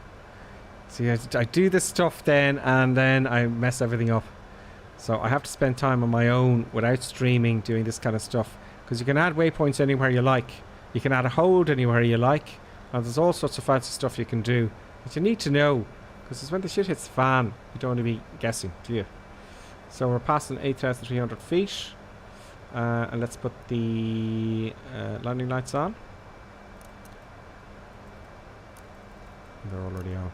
Oh god. Let's get to the checklist here. Altitude. Let's do that. Safety belts on. Yeah, done that. We're now 10,000 feet. Landing lights on. They are on. Q&H is the same. And then we're into the ILS approach. We are now coming down to our transition, which is 6,000 feet.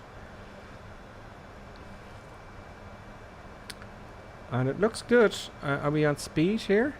Yes, we're on speed, a little bit fast, but that's fine. 210 knots is the next speed limit. I'm going to activate approach mode now. Let's go to performance here. When I activate approach mode, we're going 213 knots now. So it's not slowing down. So I'm going to activate approach phase here. You know, and I would have broken that speed limit there, you know, of 210 knots. Can you see that there if I zoom in a bit? You know, 210 knots there. So activating approach phase will certainly slow you down. I'm going to read up a little bit more. What does it do in approach phase? When do you activate it? Do you know?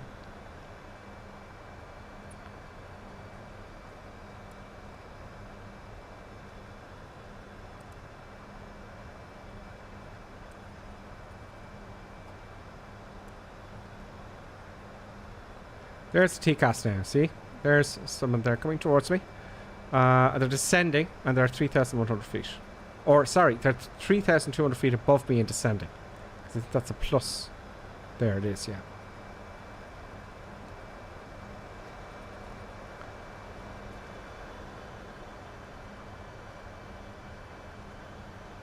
Relic 68 is...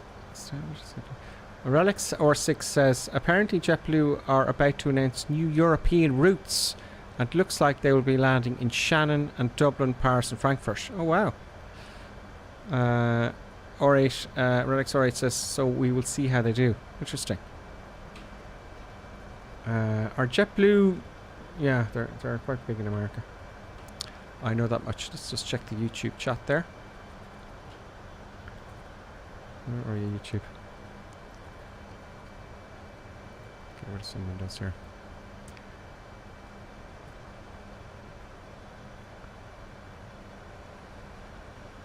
Oh, poor John. Microsoft Flight Simulator just crashed on him. They need to fix this stuff, folks. They need to stop, you know, they need to stop adding stuff. Let's switch to standard now, 7,000 feet. They need to stop this now. Do you know? Push. 1028. Once and 1028. Let's give it out to me because they're not quick enough. That's why I want the switches. 1028. Oh, they're out of sync. They're out of sync, you know. 1028 once, twice. And let's check the. It has changed. And it has not. 1028. We're gonna have. It's gonna be an interesting landing. Standard is set. Landing lights are on. Constraints are set. Confirmed ILS frequencies done. Localizer ground slope is going to be captured shortly. Let's get to ILS. We've got 12.4 miles to go as the crow flies. So it looks like it's going to take us out a little bit further in the end. You know, which is great. So I didn't need to worry about that so much. But it has happened to me in the past, and it's going. I'm going. Oh, I wasn't prepared for that. You know.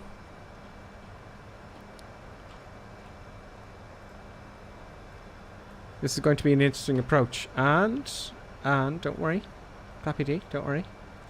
I'm starting the recorder, folks, so we can analyze my landing as much as you can in the flight simulator. Really, you know.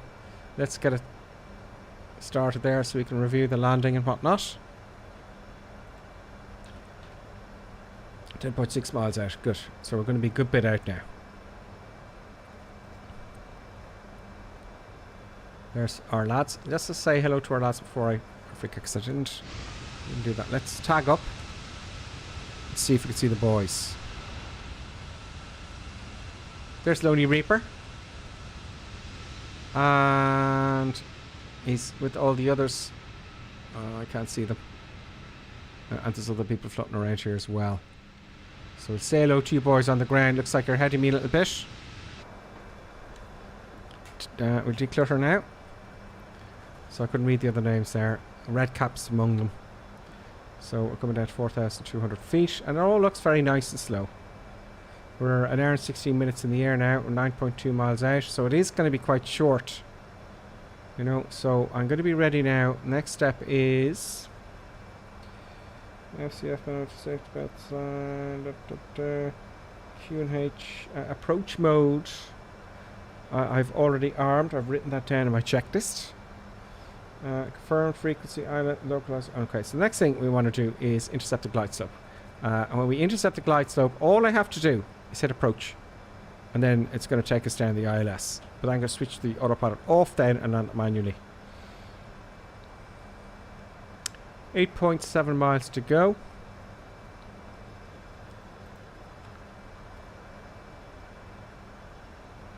.7 nautical miles. And then we're on the ILS. And are we going too fast? No, it doesn't appear to be going too fast. Now we're going to... What I'm looking for here is... I want to intercept the ILS from below the glide slope. So now we're going to come underneath it now, which is what I expect to see.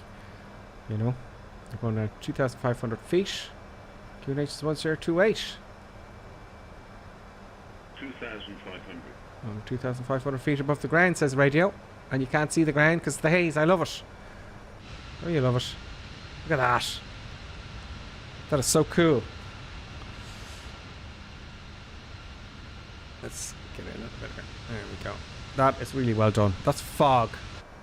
That's mist, actually. It said BR in the top there. So we're coming below the glide slope. I'm going to add approach mode now very quickly, very shortly. Just this button over here. It's over the first officer side for some reason. So you see it's intercepting now, and approach mode is now active. Cat 3 single. Good. Now we're on final. And we're intercepting the ILS. Feet on the brakes. Flaps 1. A little bit late. Gear down. Let's arm up. Spoilers. Auto brake on. Lights.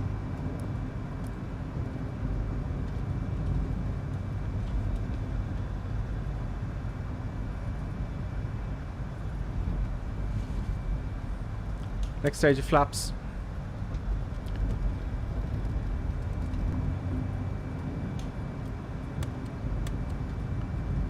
Come on, my mouse is giving me problems. I want to switch off the autopilot now. Autopilot disabled. We're manual.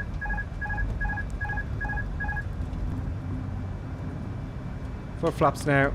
Being aware, it's just going to pitch up nose up. 800 feet a minute, please. Less is more of the controls. You can see my controls over here. And I'm going to go around at minimums.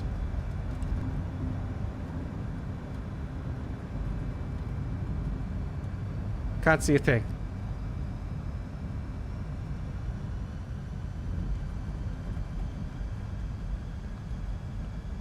Should go around at minimums, okay? But I might continue. I don't know. I don't know what to do. I go around. It's just go around.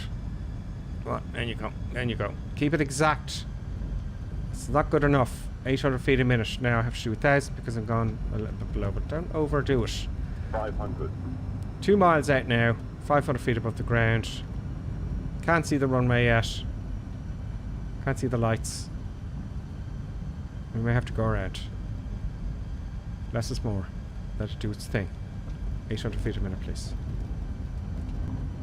This will be nerve-wracking. 100 above. 100 to go. Please let me see some runway lights. I see the runway lights! Minimum. Continue. 100. Fire off. 50. 30. 20. Retard. There we go. Reverser's on. A little bit of back pressure for the nose wheel. There we go. Reverse is kicking in. My view is not pleasing me. 60 knots there. And brakes off. Flaps up.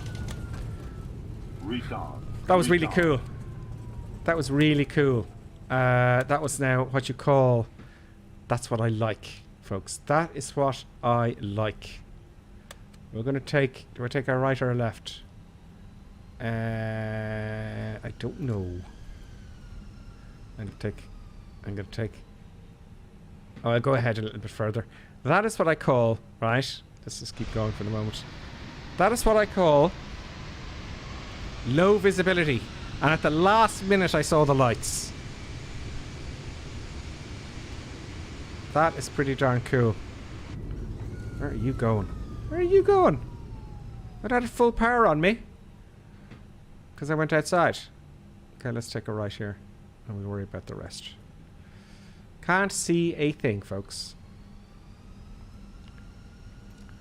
Auto brake off. That was quite an exhilarating landing. I liked that. And it worked out quite well, I feel. I'm going to stop here. I'm going to tidy up. Parker brake on. Let's get the... Well, let's make sure the strobe's off. Runway turn lights off. Landing lights off. We want the taxi lights on. Let us clean up. I think did I disarm? No, I didn't disarm the speed brakes. Disarm. The flaps are up. Radars and whatnot off. So we'll take the predicted wind shear and the weather radar off. We'll take the TCAS off to standby and the transponder to standby. And have I forgotten anything? Let's check with the checklist. Let's have a look at the replay now. That was great. Okay, weather radar's off. Yes, flaps are up. Yes, TCAS is off. Yes, transponder is on standby. Yes, it is. Predicted wind shear is off. Nose lights on to taxi. Landing lights are off. Spoilers are retracted. And APU to come on. So says the checklist. We may not need it though. Wait for three seconds. APU master and anti-ice. And that is it. Let's taxi to the gates, folks. Let's taxi to the gate. Brake, park and brake off. Boom. And that is the weather. I'd like a bit of rain as well. You know, we like all of that stuff, no? And like I said, there was no real crosswind at all. You know, it makes sense because when there is fog there, there's fog there for, you know, as I said, the dew point temperature, but it's not going to, oh, it disappeared now, to change the weather. What the hell happened there? Obviously it cleared, you know? Are we on the right side? I wasn't too sure whether to turn off the right or left side. But that's no bother. It doesn't really matter. See, there's no wind. Anyway, as I was saying, there's no wind, so the fog isn't going to move, is it? It's not going to move. So let's go beside this chap here. And we should have been over the other side. But no bother. We'll have a look around anyway, a quick glance, and then we'll do the replay as usual. There's Frontier. I would really like to taxi to the gates, do you know that? And I took off the wrong side of the runway. Or sorry, I exited the runway.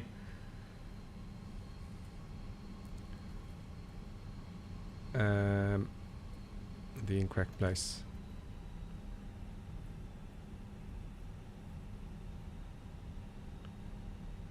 Let's get to a gate, shall we? I'm going to go to the gates. I'm going to cross the runway and go to the gates. That's what's going to happen here.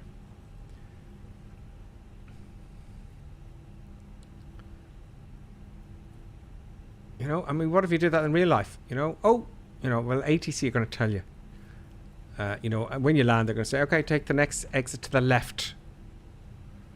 You know, and then give your taxi instructions. And the first officer, the person who's not flying, will take all this stuff down. You know, while the other person is busy taxiing. So, it's a tricky business. Now, on VATSIM, he might say on landing, take a left. You know, he will. But I'm just making it up. It looks like we can cross the runway here. Great. Great stuff. Adding a little bit of power. This is a fancy scenery. It's not standard.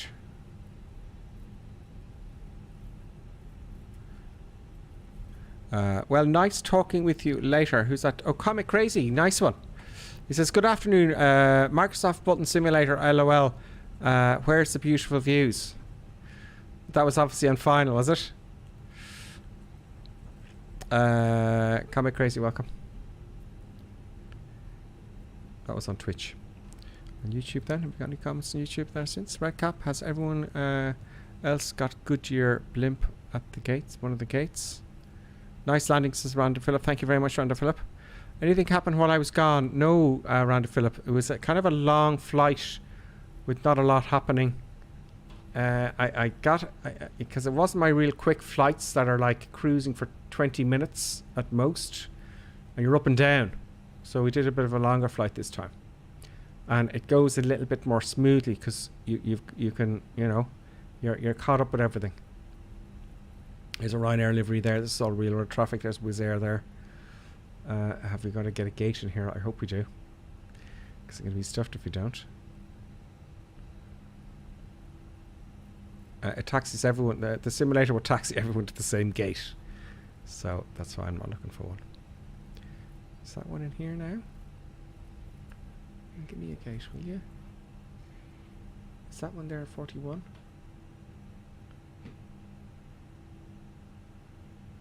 Yeah, that looks like... Is it? 41 is free. No, I won't make it in between those aircraft, will I? It looks like it's empty, but that other one is very close. Let's just see. We're going to gate 41, folks.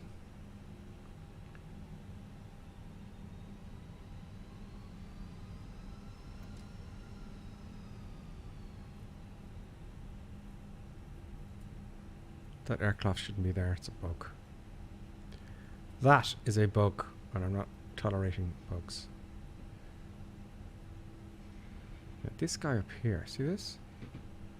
Stand clear system lock. I don't know what that means. That should tell you how forward taxi, how much you need to go forward. You know. Now I'm going to put the flaps back down. I'm going to put the brake on. I'm not going to do the steps or anything because we're going to have a look at the replay now. As you saw, the visibility was very poor. It was pretty much non-existent until the last minute. It was just before minimums, and we got in. Let's do the replay, shall we, folks? Let's have a look at the replay. Stop recording. Zoom and replay. Pause replay. Zoom. Zoom replay. So it was much worse visibility. It's a pity. It just Microsoft just updated it suddenly, but at least we got a view of the runway and the way in. But I'm kind of furious. You can watch the replay on YouTube. There was a very tight landing to going around, and I actually decided, feck it, I'll go around if I have to go around, because, you know, just go around. It should be a habit, you know. So I actually said, okay, if I don't get it in minimums, I'm going around. Yeah, and I missed my tea then. Because Buttons is starving as well, and I would have missed my tea. So it's all manual all the way in. I got the patties all the way down.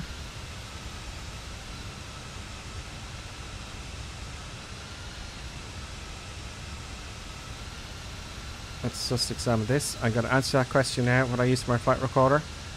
We'll have two views. Don't worry. We'll keep going with the views. So did I get the center line though? I got the markers right on the markers, and there we go. Very nice, gentle landing. Not an issue. Let's brighten it up for the next view, shall we? So you can see. Come on. Let's go back a little bit here. There we go. What I'm using. Some random Philip, right? What I'm using for the replay is as follows. It's free. If you go to a website called flightsim.to, Philip, right? Flightsim.to, it's all free. And it's good stuff too. Some of it's awful, but you'll see ratings and whatnot. I'm using Flight Recorder. Flight Recorder in flightsim.to, just look it up. It's free. And now, it doesn't, none of them record everything. Because it'll only record, see, I had to put the flaps down. It won't record the flaps of the reverse thrusters. It won't record any of the internals in the cockpit, what was clicked and what was not. It won't, you know, which is infuriating. There we go.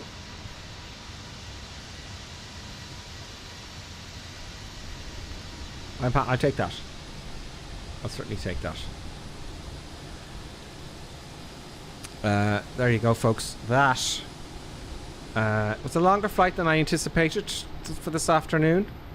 But we got Birmingham. I said I'd have a quick look around at Birmingham. You know, what you tend to do is you tend to collect, you know, airports where you're going to be using. This is the wrong area I went. Of course, the terminal's over this way. But it's highly detailed, isn't it? This is highly detailed for Birmingham. Very well done. Not the fanciest airport in the world. Very basic. These airplanes appear to be mating. I won't say any more. But it's there. It's Birmingham. Happy days. And it should be. Looks very boring. I have landed into Birmingham before. See, I remember this area here. Where's the car park? Okay, let me just see if I get my bearings here. Yeah, that's Birmingham. But is it though? Yeah, that's it. Yeah. I remember the car park, the hotel opposite here. Now, there's a hotel here. I thought there was a hotel here. There is a hotel there and they haven't modelled that. There's a big building there. So the stuff that hasn't been modelled, that car park is there. But it does the job, folks. It does the job. So thank you very much, everyone, for watching. Some random Philip, thank you very much. Thanks for all the questions, by the way. Always ask questions. And I'm going to be on... Oh, tomorrow may be a problem for me.